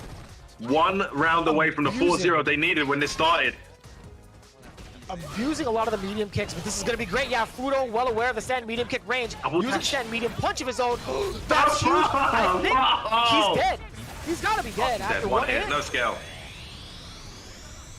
Absolutely dead. Beautiful play there. One positive for Fudo though is that's a meter spent and you're still at set point. You're at entire set point here for your team. One round away from getting the 4-0 they needed. Oh man, Fudo's playing out of his mind. Oh, I thought he was going to charge it up all the way. It's going to be so hard. Akira's still stuck in this corner. Swinging for the fences, does find the hit. Back throw now gets to be in control of this corner. Just a little bit out of there, I should say. But Fudo, don't count him out just yet. A little bit of a Soba to check the movement against Akira. Slowing him down. Here comes the Deshko. The interruption from Akira, so smart. Damn, check. Are you serious? Akira's slowing down a little bit now. I like it. He's not rushing in too much. Surprise V skill. Oh no, he runs into a drop kick though. And he's cornered. Meaty jab connects. Great situation there for Fudo. Can he close it out with the stun? Punishes that V reversal. This is huge. This is the... No, he gave it up. Fami, he took it all away. Fudo looking ecstatic. That is a clean 3-0 sweep, and that is going to be a cleaner 4-0 for Team Mildom Beast. They will be leapfrogging themselves into 5th place in the most optimal position you could be in for the finale of this season. These guys coming in with the clutch. They jump up 3 whole places with that victory. I mean, honestly, on paper, if you told me before this set happened, these guys need a 4-0, before I'd seen their form this season, I'd say very much they can definitely get that 4-0. On this season's form, I was not expecting them to pull off the 4-0. Vicious. They pulled off the 4-0. They put Nagoya in a horrible position. Nagoya now got to play against SAV tomorrow, stuck on 26 points, out of the qualification spot against the second best team in the league. And on the flip side, Daigo and the Meldon team, their match is up against Kumamoto, who are the second worst team in the league this season. They should be feeling extremely confident. They should really, with that 4-0, they should really qualify now. What a turnaround. What a turn of events. Wow. Incredible. And look at these stats overall. We've talked about how hard it is to anti-air Kami. Do you realize that Fudo hit 100%? I think that is the best record. I will confidently say that's the best record we've seen against Kami players. 100% in anti-airs. Right? Yes. That's impossible. And you can see all the donuts on the board from the side of Akira. As sad as that sounds, right, did not get a W, could not get an anti-air because of the fact that there weren't any jumps and invincible reversals. The one that he used to get himself out of danger was actually the one that crucified him to that loss.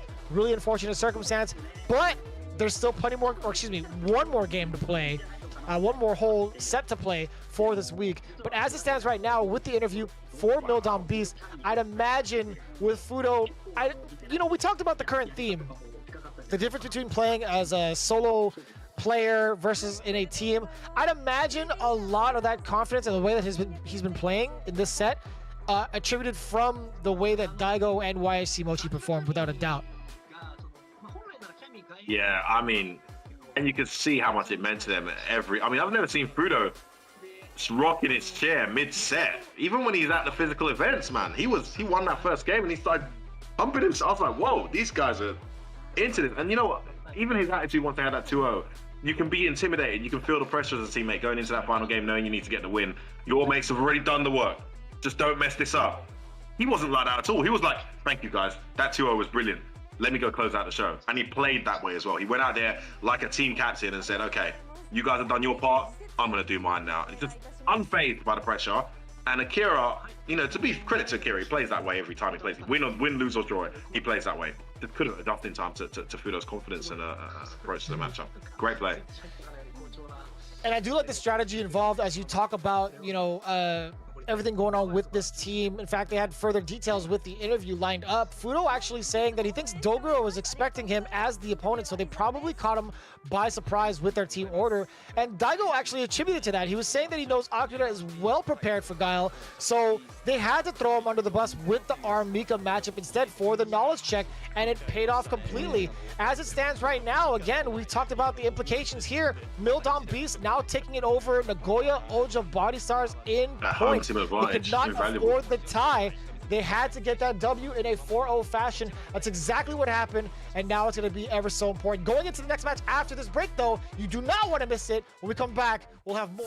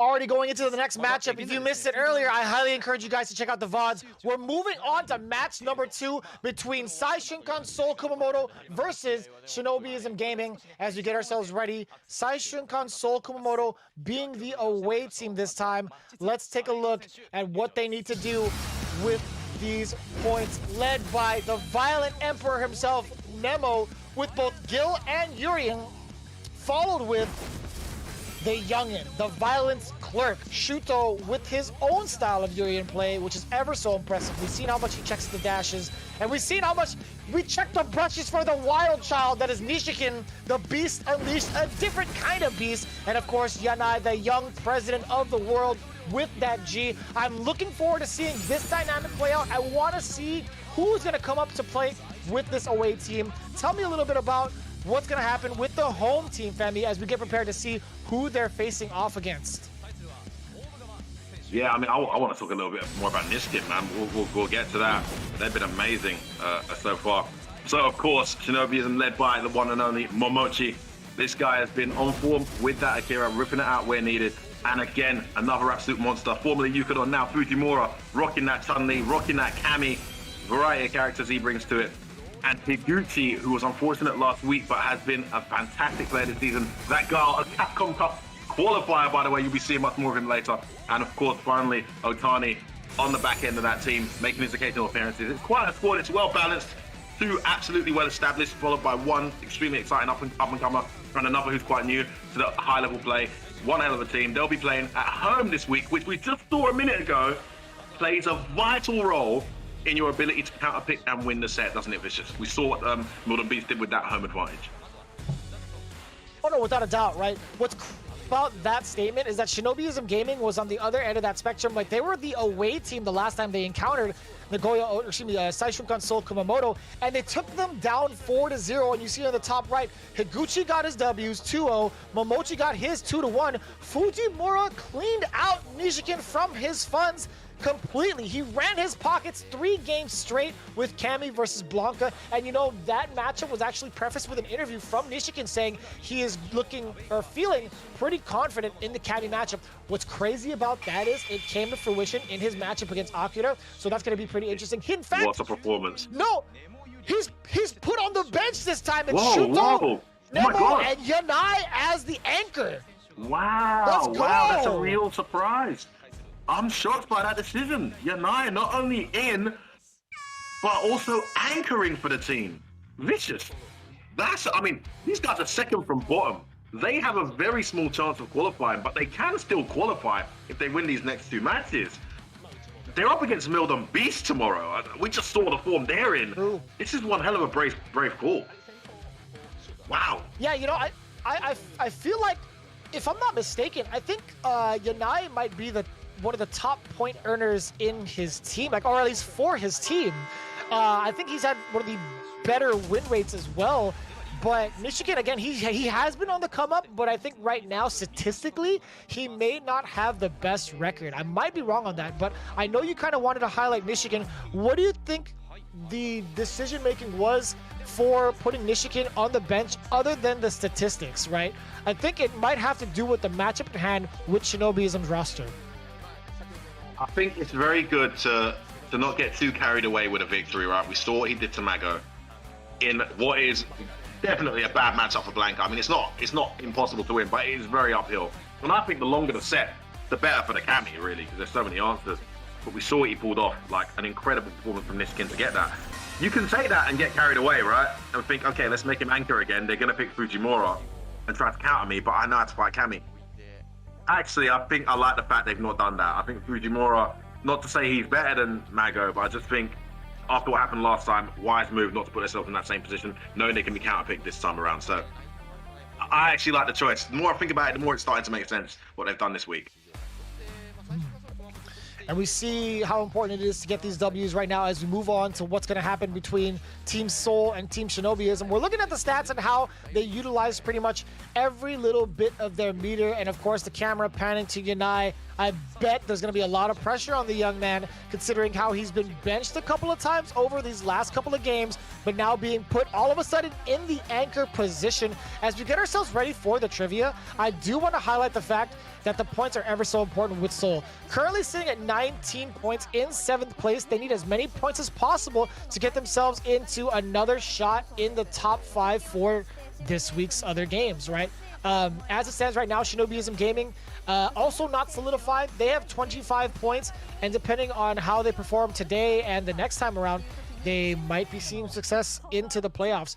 But yeah, again, Saishunkan Soul Kumamoto with 19 points. They need to have another one of those clean sweep situations. Yeah, I think if you're Shinobiism, you're actually quite happy with the result you just saw, because you could have had Nagoya pull further away from you, right? You're 1 point behind them at the start of today's matches. 26 points to Nagoya, 25 to Shinobiism. Nagoya's gone 0-4. They get no points. You're 25. You can leapfrog them. You can leapfrog Yogan. If you have a very good week, you could even find yourself in 2nd place ahead of FAV if you get the 4-0. So unbelievably a great result for them so far. Now they need to go away and make it count. On the flip side, Kumamoto, if they lose this, they're out. This is their last chance. I'm pretty sure mathematically to qualify, they need to win this, in my opinion. No, without a doubt. One of the important things also we want to highlight is with Shinobiism's roster, I don't know if we actually highlighted this. Again, Akira is going to be first up with Momochi. Higuchi is actually on the bench and replacing them is going to be the others with Fujimura and Ohtani. And I feel like when you're trying to earn as many points as possible, I think Higuchi's done a pretty solid job, but I think the momentum has been in Ohtani's favor as of late. So I think I understand. It's pretty much understandable. Going into the trivia itself, when it comes to playing, the differences between playing as an individual and as a team, Fujimura always points out things to improve on for his teammates. Again, having that third-party perspective is ever so important. And Momochi always peeks at his teammate's face when he is thinking of doing an EXDP. That's an interesting one, actually. I don't know how much of a factor that is in terms of making that kind of decision. I'd imagine you'd want to focus on like the gameplay stuff, but looking at your teammates' faces for the EXDP, I feel like it's like, okay, if I do this now, I feel like I would disappoint them, so I don't want to see these kind of faces, but maybe I'll have like a tell. Maybe they have some sort of read against my opponent that I don't, so I'll have a split second to make that decision or not. That's pretty intense. I don't think I would have ever heard an answer like that. Just sounds hilarious. From I've just got anybody. this image in my head of a Mochi playing, and his players on the right hand side, and he's knocked down, and he just does this. Yeah. Oh, brilliant. That's one hell of a habit to pick up. Knowing your players well, knowing your teammates well. I love this question. So we're getting into it. Yurien versus Akira. Akira being one of the newest characters in the roster of this season. Not even that long ago being released alongside Luke. You can see it right here. But I feel like Akira, in a sense, is going to be doing pretty well in terms of closing the gap and also playing the neutral game against Yurien. Right, looking at that long-reaching roundhouse is going to be one of the big tools, and also having a low medium kick that extends so far out is going to be another one of those tools to kind of contest and counterpoke against Shuto. Yeah, and Yurien doesn't have a reliable punish from that range as well. Against other characters, you've got to space it more carefully to the fast-moving, long-reaching lights. Yurien doesn't have that. His don't reach far enough. And you see that was a poorly spaced one, well punished. Gets the counter hit as well. Got a space better than that one, Mochi. It's turned things around. Now, Shuto only on 1 point for the entire season. So far this season. Being put first there is a huge ask for him to try and pull this off against the best performer, I think, from Mochi's side, at least to my recollection. So it's a big ask. The sweep gets blocked as well. A lot of mistakes from Mochi in this first round. Shuto's got to close it out though, to make it count. That V-trigger's on its way. Oh nice. My god, nice and easy stand medium kick. Look at the shins go to the side of Akira's face. Now, you mentioned Shuto and Yurien talking about like the neutral and how the whiff punishes go. I feel like it's a testament to how well Shuto plays this character, always maintaining the charge to make the most of these punishes. And speaking of making the most of it, Shinobiism owes Mochi getting the damage as well as the corner carry is going to be ever so vital. But big countering again, Shuto getting the opportunity of a lifetime. Wake up buttons though, into the V skill. Great momentum change to that wake up jab. Another throw. V trigger's there when he's ready. Shuto trying to confirm V trigger his own. Well blocked by Mochi. Oh, my medium's faster than yours. Activation on block. Just in time for the second mirror. Reset. Oh, you saw that medium. That was it. Oh, he got it anyway. Well, he got it anyway. Did you see little that? bit off Mochi, I'd say. He stuffed out the second mirror activation. You saw it come out, and I didn't see it. Is that what happened? Yeah, he caught the startup of the mirror.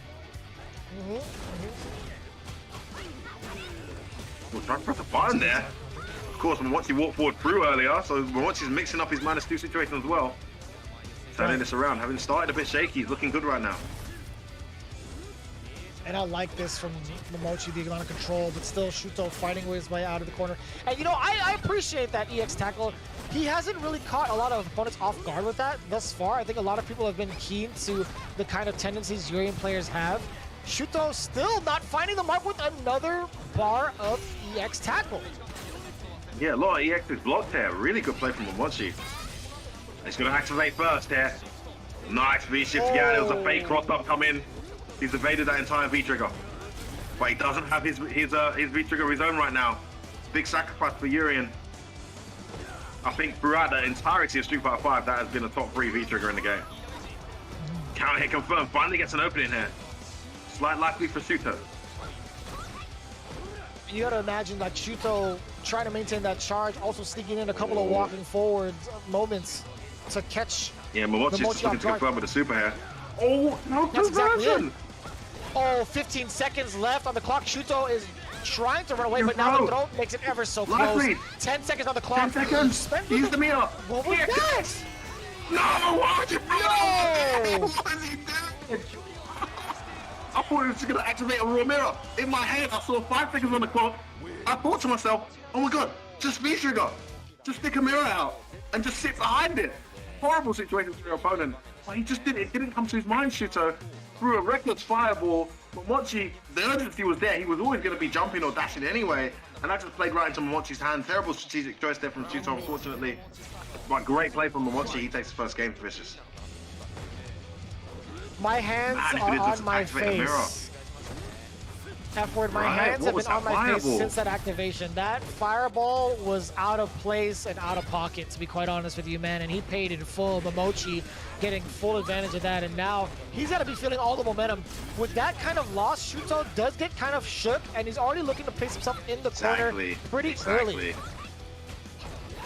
Psychologically, he's not been the strongest when things have gone against him this season. So naturally, you're seeing now Mochi turn up the pace, anticipating a mental collapse, and it's happening right before our eyes here. The Shuto's cornered early and will be stunned in this round. Nowhere near the same momentum as the last game, is it? You can see the difference. You can see it visually in the game as well as the camera. You can see Shuto trying to get himself that fresh breath of air. Like he was just trying to make sure he maintains his momentum as much as possible, because there's not that much time left. It has to be do or die in this scenario, because Mochi's already looking at match point. There's a bust out. Actually, it was a buffer from a crouching jab.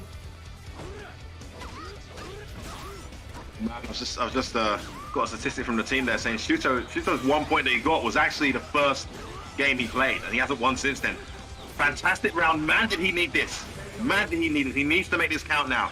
Huge round, base out the reversal, big damage, Vicious. Needs to turn this around now. Just forget what happened last game.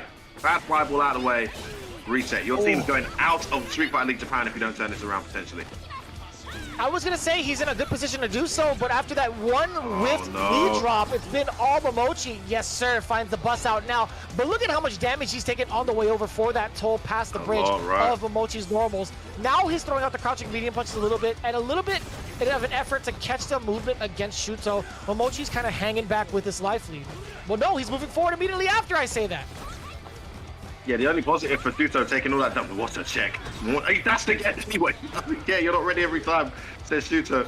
The only positive taking all that damage is the V-trigger's almost there for Shuto if he can land it. Been activated on block so far. Needs one on hit. Oh no! Walks into that block. He's gonna get activated on himself here. It's just bad situation. You laid back, bro.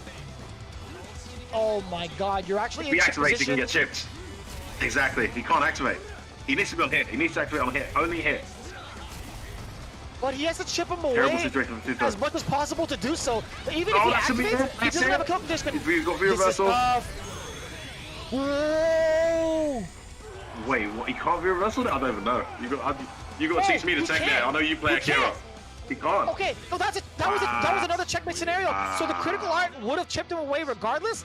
But if he chose to V-reversal in that moment to avoid the critical art, the rest of Daigo would have punished the V-reversal. Oh damn, that sucks.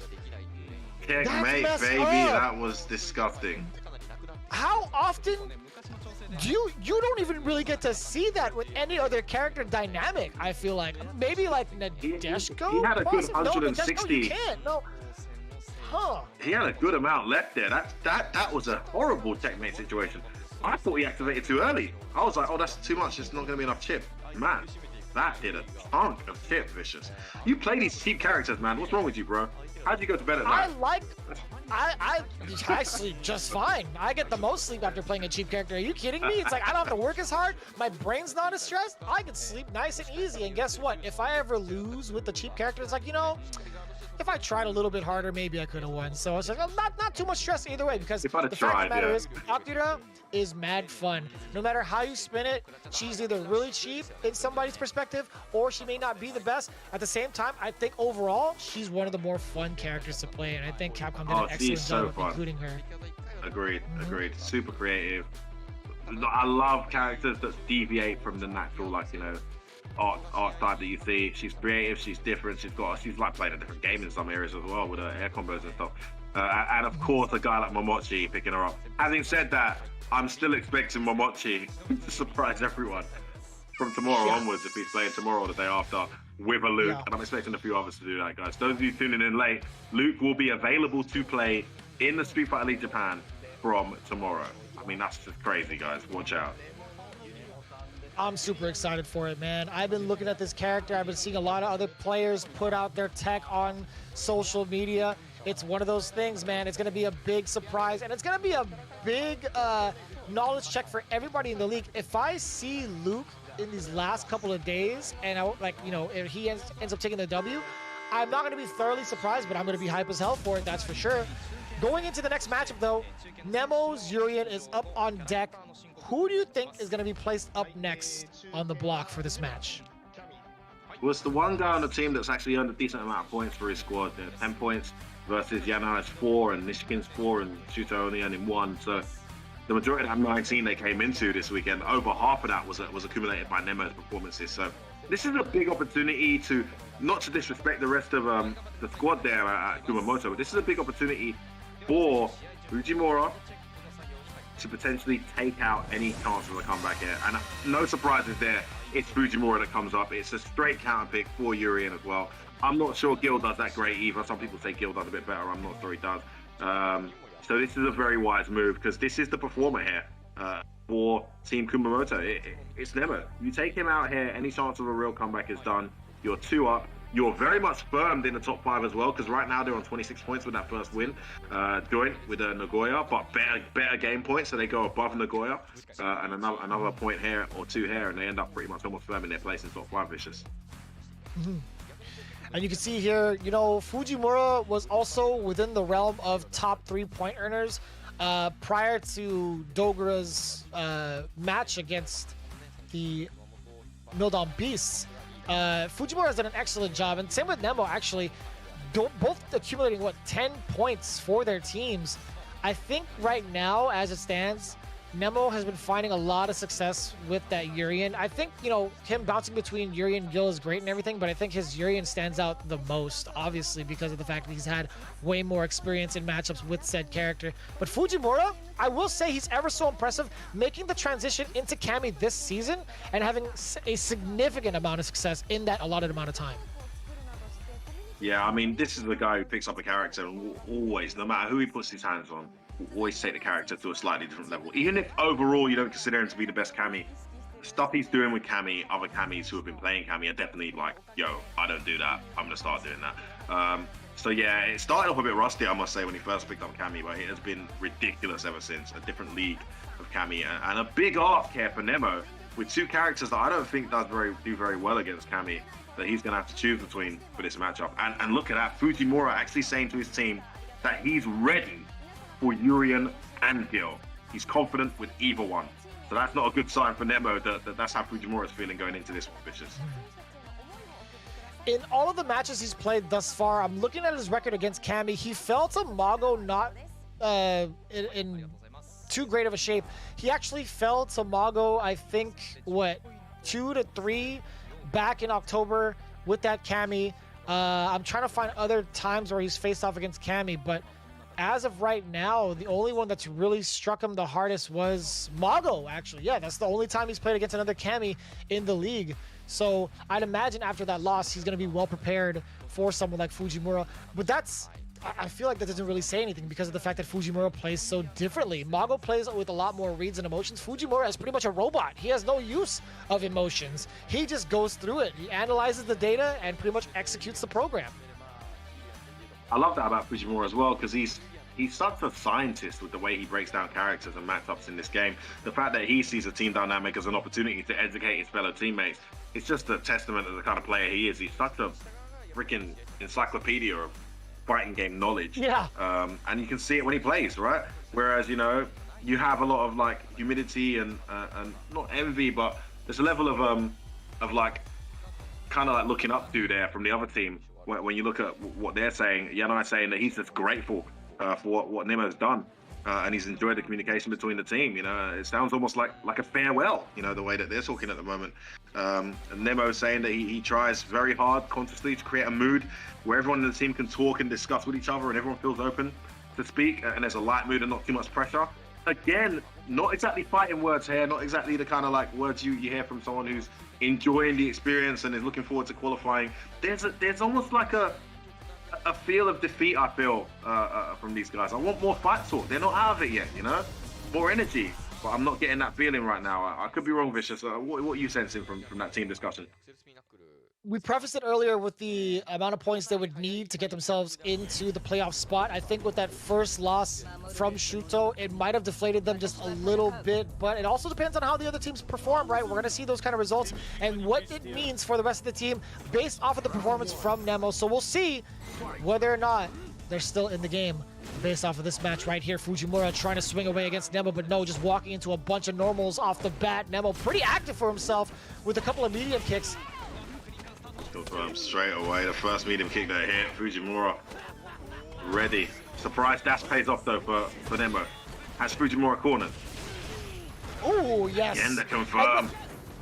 You talked about the efficiency from Fujimura. He wants to opt himself out of harm's way and get himself out of the corner instead of just netting the damage off of the confirm. He's spending that bar early just for this favorable position. And look at this right now. Watch out for the throw. Look at the amount of frame traps too. Nemo is getting smothered and covered like those Waffle House hash browns. I'm telling you right now, Fujimura is looking superb on offense.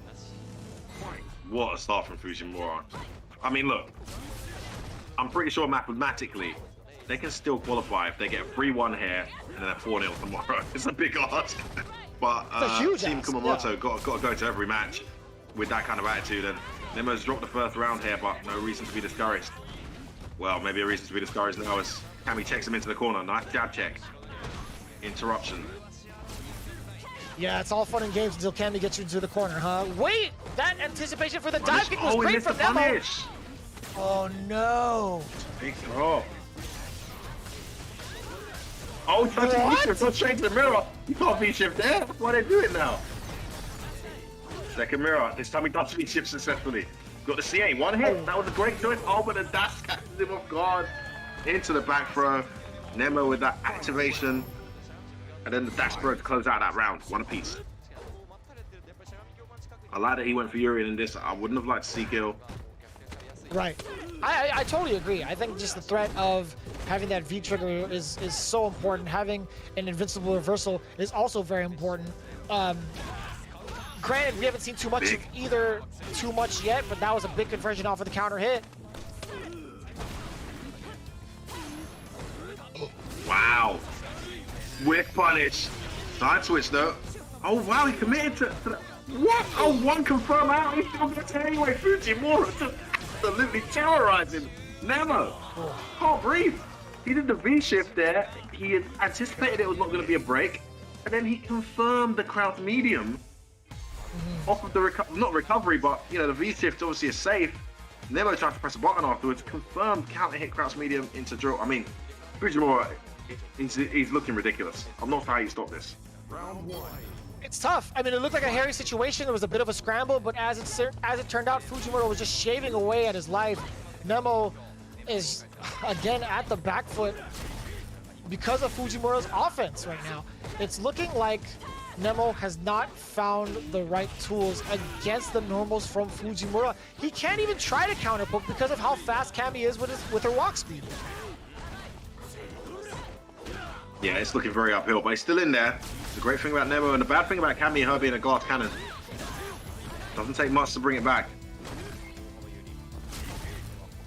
And yeah, you know, Nemo is, or excuse me, Urian is definitely the kind of character to make those comebacks happen, especially with that V-trigger. But as it stands, Fujimura is looking to bide his time and find a way out without having to try and hit Nemo, right? He's just threatening with the walk speed. Because we know what happens. If he gets this knockdown and he gets this offensive going, or offensive pressure going, the threat of the mirror is still going to be a significant one because it could turn the tide immediately.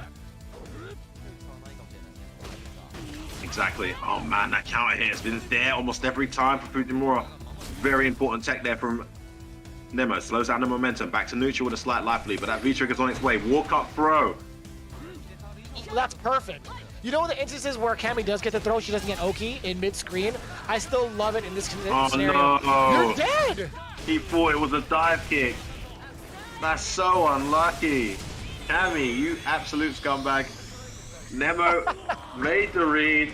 It's not something you can actually react to, right? You know, you're just anticipating when she takes off to the air a dive kick. It was a lovely choice, but it wasn't the right time.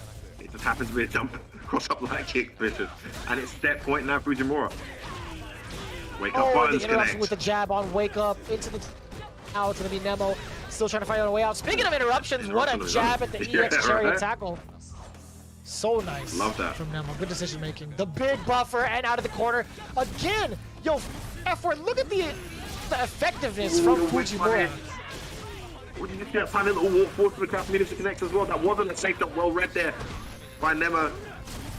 Yeah, I mean, it's still set point though.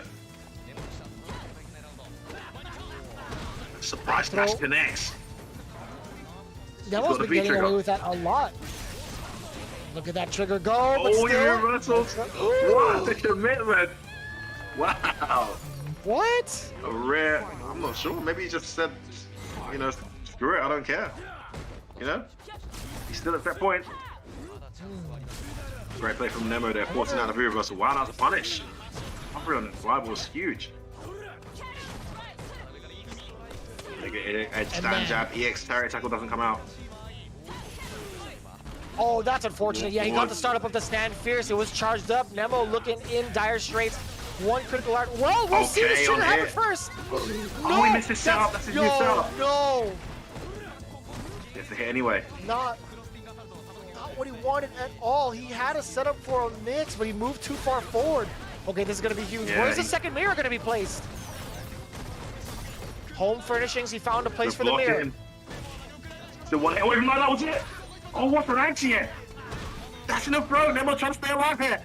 Can he take it to a third game? Can he keep the team alive? If they lose this, they're out of the tournament. I feel they're out of Street Fighter League. What? He moved it. Fireball. Are you crazy? Oh, Nemo done it.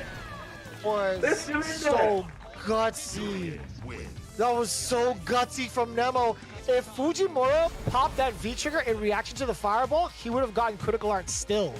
I'm very surprised Fujimura did not react to that fireball. Thoroughly surprised. I'm surprised he wasn't looking for it. Yeah, you can do it so late as well. The recovery on that fireball is absolute trash.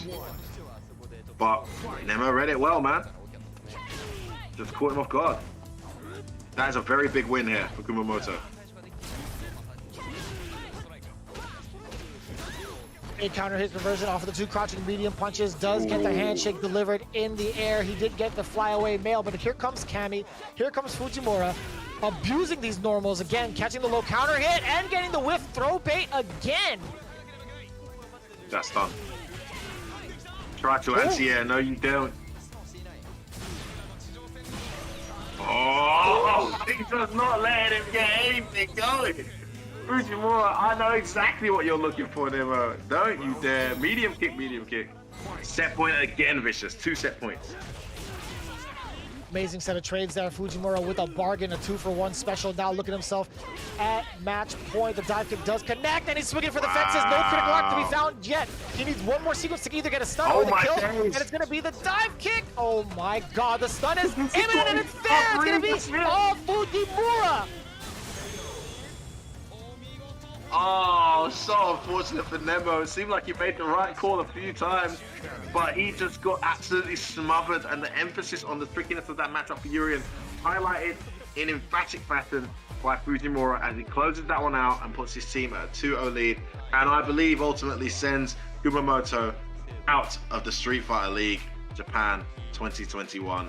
It's unfortunate for Nemo and his team. They were valiant contenders. They still got to continue playing for pride, for the sake of the league, but they cannot qualify at this point, Vicious, I believe. I believe you're absolutely correct. With 19 points in the current standing in 7th place, they would have needed to break out with at least 26 points. That's not going to be the case any longer mathematically, no matter how you spin it. I mean, like, okay, so let's put it this way. They could net themselves 2 points with the anchor. They could have a 4-0 sweep for the last match this week, but that'll leave them just at 26 points. But as it stands right now, if there's ever a tiebreaker, they are not in the best position to win that bet or win that tiebreaker because of how many game points they are behind in comparison to everybody else who's in that contention for that 5th place spot. So I do believe you are correct. Saishun Kansou Kumamoto is no longer in the running for the playoff position here at Street Fighter League Pro-JP. As it stands right now, Shinobiism Gaming is looking to solidify their spot within those ranks where they were at prior to this match, 25 points in 4th place, or excuse me, in 5th place. They're looking to seal the deal with a 4-0 from Ohtani, if possible, but that's a pretty tall order considering the tall character named G coming in from Yanai. Yeah, Yanai playing for pride here, you could say, but also a guy who's only accumulated 4 points throughout the season, so seems to put faith in him here. Obviously, he would have hoped this match had a lot more meaning to it at this point than it actually does, but he will still play his heart out, and he's already given compliments to Nemo and the team, and the experience has been awesome for him, and he's a great player. We'd like to see if he can actually perform here to get some pride here for Kumamoto. But as you said, man, Shinobiism have now leapfrogged Nagoya, Oja, Body Star. With that, they're now on 27 points with those 2 points. At the minimum, that's what they'll end on. And they are sitting pretty in, I believe, 3rd or 4th position off the back of that. So they are very, very comfortable here to qualify. Check who they're playing tomorrow, because that's going to be important as well. Are they playing tomorrow? We'll find out what their next match is later. They're not playing tomorrow, I don't believe. Oh, no, yeah, I can figure that out for you right now. You're talking about either... So Shinobiism Gaming is going to be playing tomorrow against Gilgo. They are playing tomorrow, okay. Yeah, and then Saishun Kansou Kumamoto plays their final match on Thursday against Mildom Beast. Yeah, they got Mildom, so yeah, I think Kumamoto, they already have it all to do, right? They would have needed to beat Mildom 4-0 anyway, which is, on Mildom's current form, highly unlikely, right?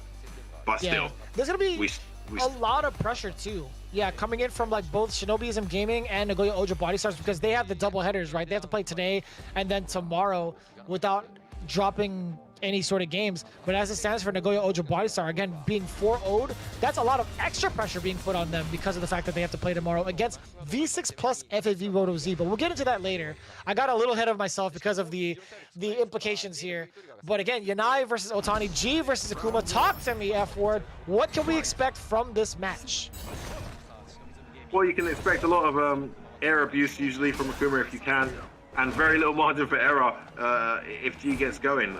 Seen some great answers for G in this matchup for the air fireball. He's got some great projectile invincibility, high hurtbox moves, high hitbox moves as well that he'll use. And in the neutral, he fights it quite well. All the jump arcs get pretty much ruined by crouch heavy punch, except for when he delays into dive kick or goes straight behind, right? So the anti-air game usually plays a big factor in this match. But so far, Ohtani playing nice and honest and on the ground and still taking the lead. So we'll see if he continues in that fashion. Yanai keeping the projectiles on the screen. So far, we haven't seen the air approach from Ohtani. I think he's willing to play out the ground game just a little bit with the slight life lead. Looking at the way that Yanai plays this neutral, he's slowly making that approach. And a very brave dash up against Ohtani, not checked. There's the activation. +14. Oh, yes. Bro. Oh, what? Answers. My goodness. Ohtani, please. And the view Russell straight away. Not interested in any of this free trigger. Three stiffs out, man. He just doesn't want engagement. So smart. Oh my chips, God, man, who is this man? F-Word, this is not the same Ohtani. It's not the same person we've been watching, man. Dude, before this match even started, Ohtani said, I'm going to keep on winning for the team. I mean, they don't necessarily need the win at this point, but the 2 points is big enough for them. But Ohtani clearly feeling confident and performing as such as well. There's that anti-air bait. Now he can V-skill to eliminate any options, but he needs to be ready. He's going to get the activation here. Jab check gets him some momentum. All right, can Yanai make this count? Wake up, jab. That was very clever. Dash is only +1 there. The delayed low, Vicious. This is going to hurt big time. The brave stand jab to interrupt the sequence against Yanai, and it's going to be so important, but still the smash over into the critical line. Off the command grab, cook him up, light him up. There you go, Yanai. I mean, comparing the two, Yanai's earned 4 points for his team. Ohtani's only earned 2 all season, but Ohtani hasn't played much, to be fair, as well. I mean, the confidence. Look at his fake demon blitz. He's trying to bait out the V-skill, maybe. That's the most reliable anti-air against Akuma in this matchup, but it takes a lot of concentration. It's quite slow. Ooh. I like that check in the movement as well with a low. Medium kick, still caught the counter hit. A giant jump in now. Too late. This is where the jump game starts to cause problems. It was those fake flips earlier that seemed to have put Yanai off. Meaty Pro, can he close this out? Wake up, jab again connects. We're going to activate. Akuma bleeds. Okay, one bet. Oh, could he have command grabbed that? I think he could have. Oh, he tried to shimmy. Wake up. A delayed dab though from Ohtani, not having any of it. Stops him in his tracks. And living up to his words so far here is Ohtani Vicious. I imagine there's still a lot of pressure, you know, despite not being able to make it into the playoff. I'd imagine with someone like Yanai, he still wants to do his best, being one of the newer generation of players.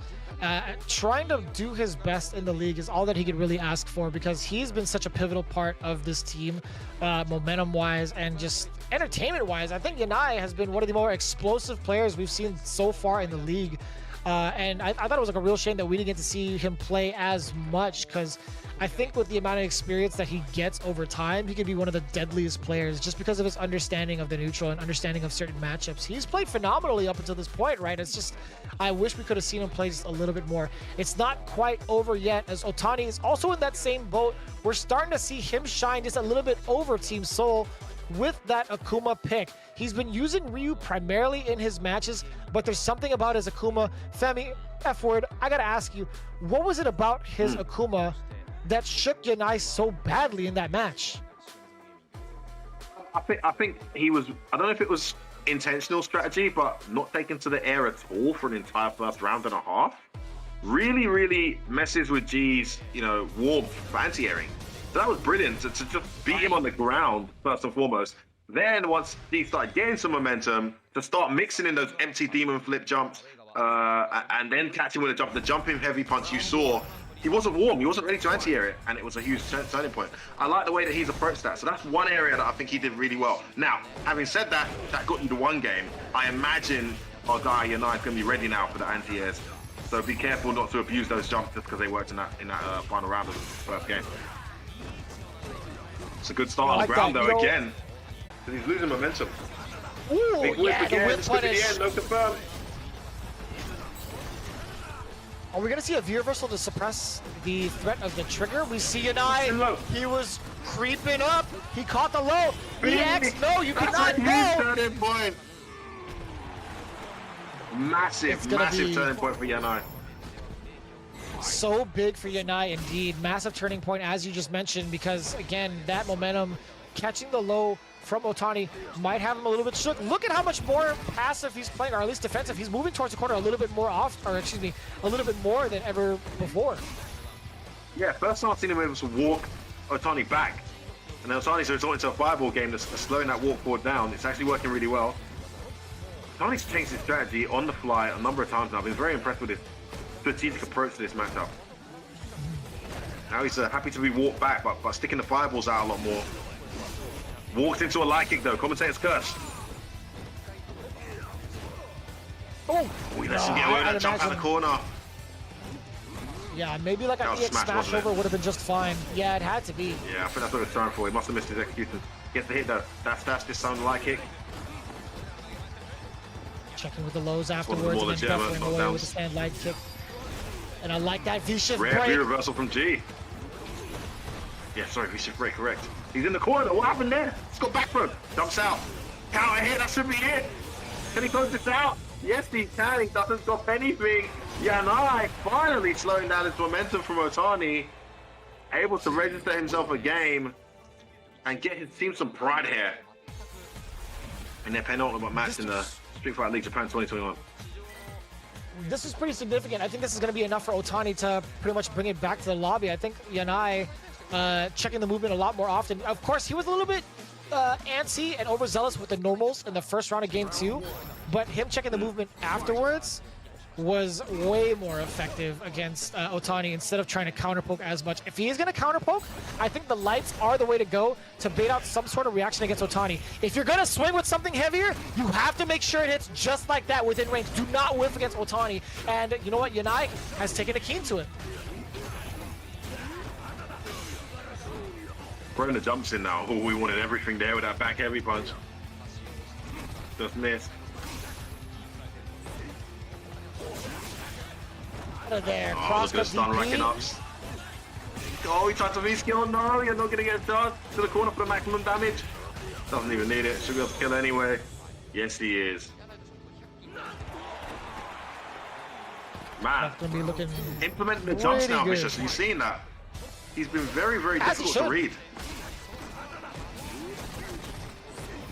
Red Fireball, EX Red Fireball, just a little bit of extra damage on the side. But yeah, those jumps are ever so important, right? Being able to anti-air consistently is pretty tough as G. When it comes to Akuma specifically, being able to change the jump arc, but Yanai also needing to take to the skies doesn't find as much success. Yeah, the V skill was late again, which just means he's just not ready, really, which is credit to his opponent for catching him off guard. In fact, that's his out of pressure. Can he get something going? Crowd's fist finally connect. One of a rare successful anti-airs for Yanai, and the back throw as well. I love that meaty smash.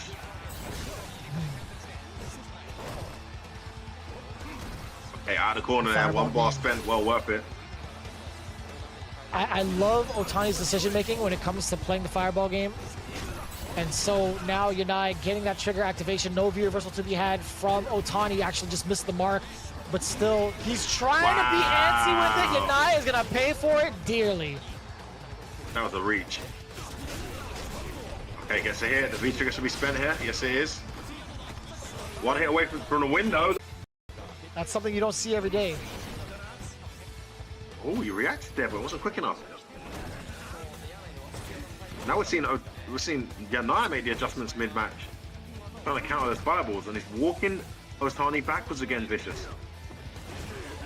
Anti-air reaching way far beyond it. That's good. an excellent time to use that command grab afterwards. Gets a forward throw. He actually is in kill position if he can get a confirm. But speaking of, and that's it. That should be it. Ah, stop!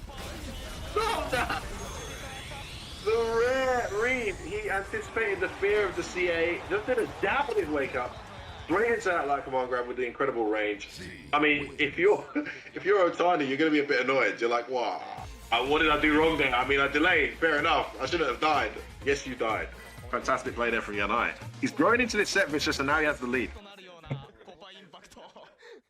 Yeah, we're going back into the character select screen, or at least into the lobby. Ohtani needs a lot more to think about in terms of how wild Yanai has been playing with that command grab.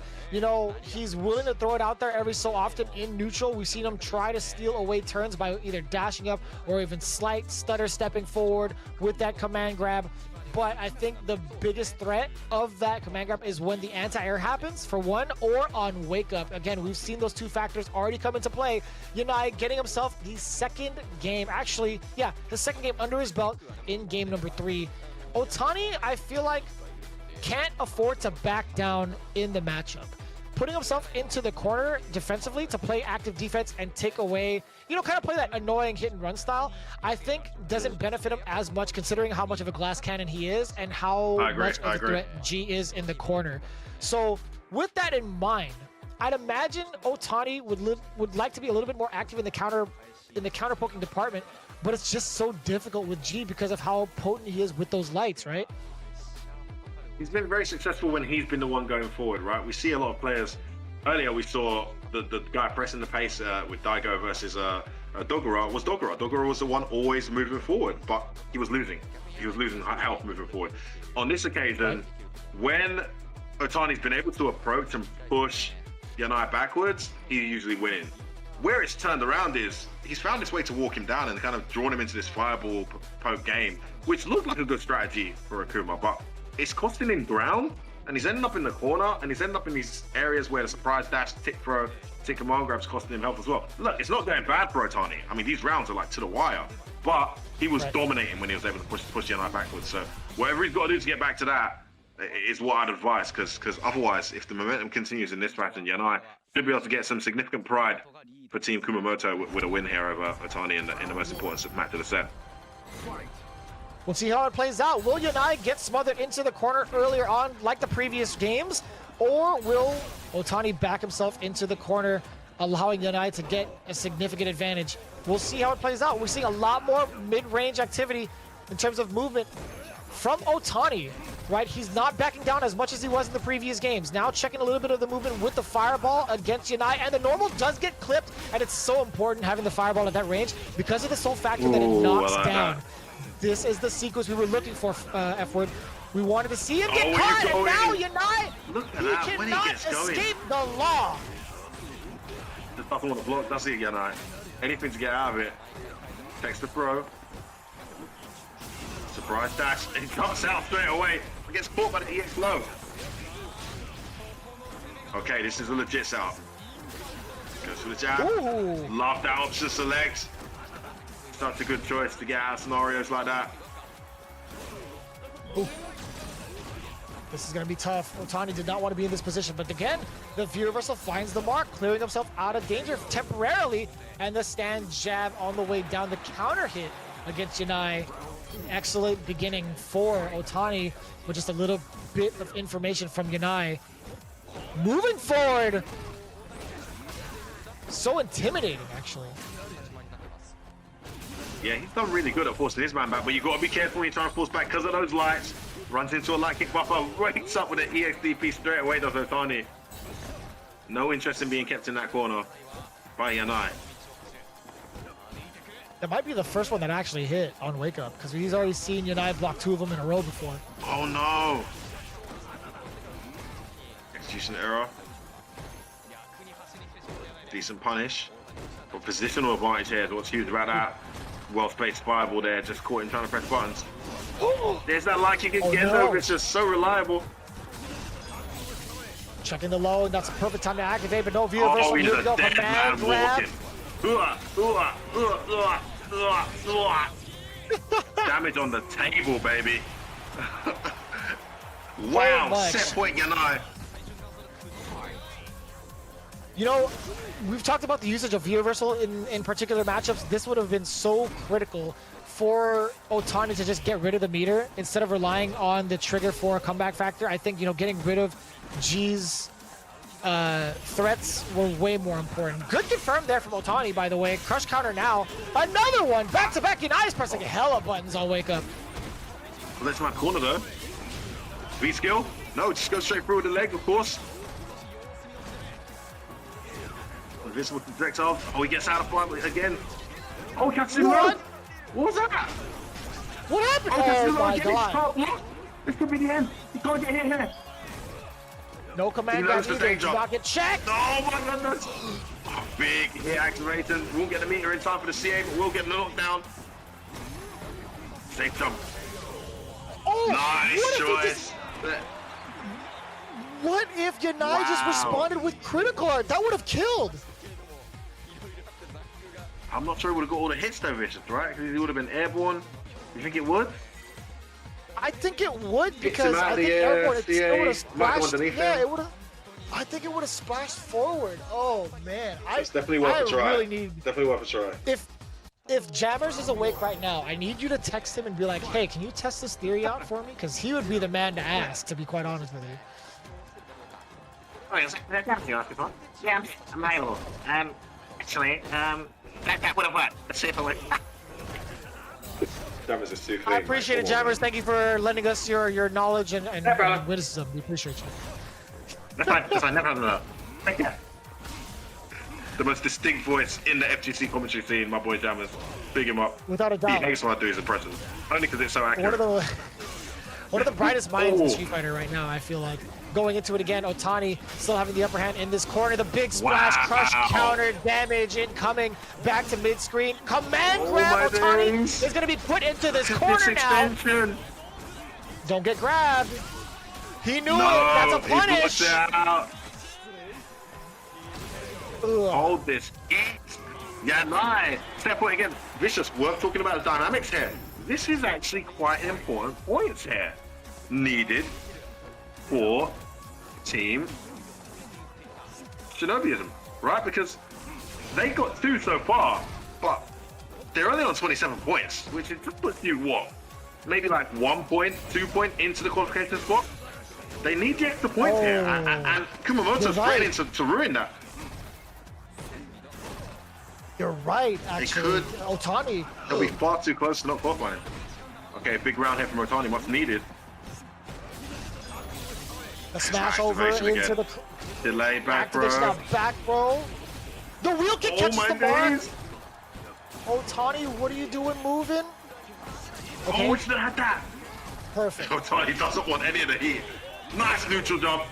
Saw that come in. To the wire this set. Okay. Massive, massive, massive round. Shinobiism need these points to put themselves in a better position. Finally, a V-skill anti-air. It's a good stop from I'm surprised. Team Kumamoto though with Yanai.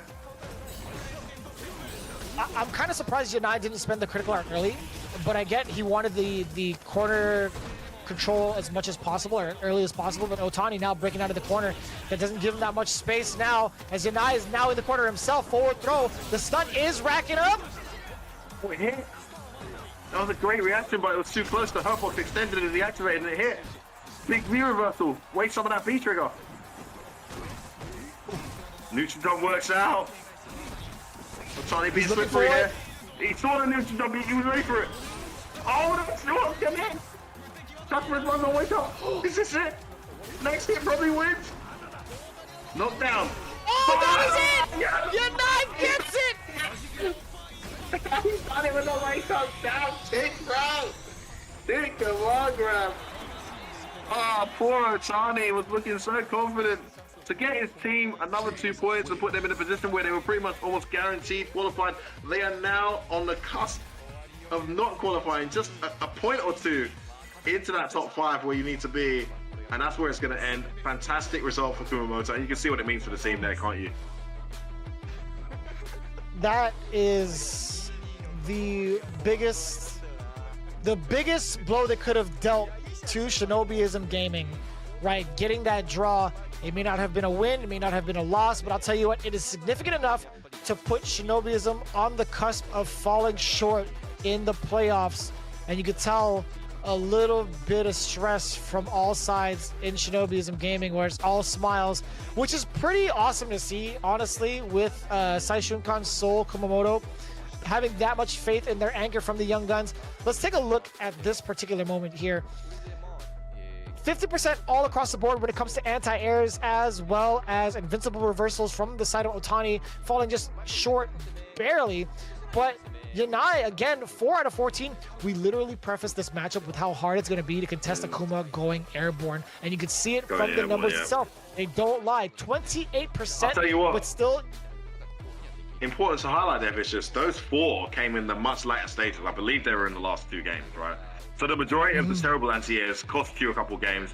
They're out the way. The percentage started improving. I think if you go by the last 4 games, his anti-air rate would have been well over 50% because he started to figure it out, started to get the timing right, and it changed the momentum a lot. But overall, great abuse of the air from Ohtani. Wasn't enough though. And as we get ourselves ready for the Soul Team interview, I do want to mention how close it is overall with Shinobiism Gaming. Again, they were starting into this match with 25 points, I believe, getting themselves 2 points. They're looking at 27 so far. Nagoya Oja Body Star didn't get any sort of W. So no points, yeah. Mildon Beast and Shinobiism Gaming should have the upper hand against Nagoya Oja Body Stars. As it stands right now, it should be Shinobiism in 4th, Mildon Beast in 5th, Nagoya Oja Body Stars in 6th. And again, as we got the interview going, Yanai says this is his first anchor match, and he was nervous, extremely nervous, but also very happy to close it out. Where Nemo says he's touched watching how Yanai played. Ever so impressive. Again, we highlighted him how good must that feel so to hear much from your sensei every single time. And you know, it means so much when Nemo says that kind of thing. As you guys take a look at the scores, we just prefaced it earlier, you know, Mildon Beast 4-0 against Nagoya Oja Body Stars. You just saw the tie between Shinobiism Gaming and Team Soul. But again, when Nemo says something like that and how important that is for the team, it's, you know, that's a pretty huge deal overall. As we take a look at the rankings up next. Well, here's how the table stands out. You see Good 8 on top, and of course, FAV Roto Z, we'll see them tomorrow, sitting in second. Those are the 2 best performing teams so far, but look at the points difference for qualification right now. So, oh my God, Oja, Nagoya have actually dropped out of qualification position with that performance today. Massive, massive loss for them in that sense. Now suddenly they are in a position where they need to fight their way back. Mildom got themselves into the qualification spot. Shinobiism and those guys. Look at the point difference. 1 point separating second from 5th. No. 2 points separating second from 6th. This is insane. This could go any way. One of these guys isn't going to make it, and who it's going to be? I mean, 2 points between them. It could be anyone. Wow. Look at the amount of ties on the board. And again, we're going to reset pretty much seeing all of the teams play off in their final week of regulation play. It's going to be V6 plus FAV Roto Z facing off against Nagoya Oja Body Stars. And of course, it's going to be Gyogun facing off against Shinobiism Gaming. And depending on the remaining episode, FAV plus, the FAV Roto Z team actually might get dropped out depending on how it goes. Oh my God. This is huge. This is going to be crazy. I'm going to be watching, guys. I wish I could be there commentating with you, Vicious. You're going to lose your head, man. This is going to be insane.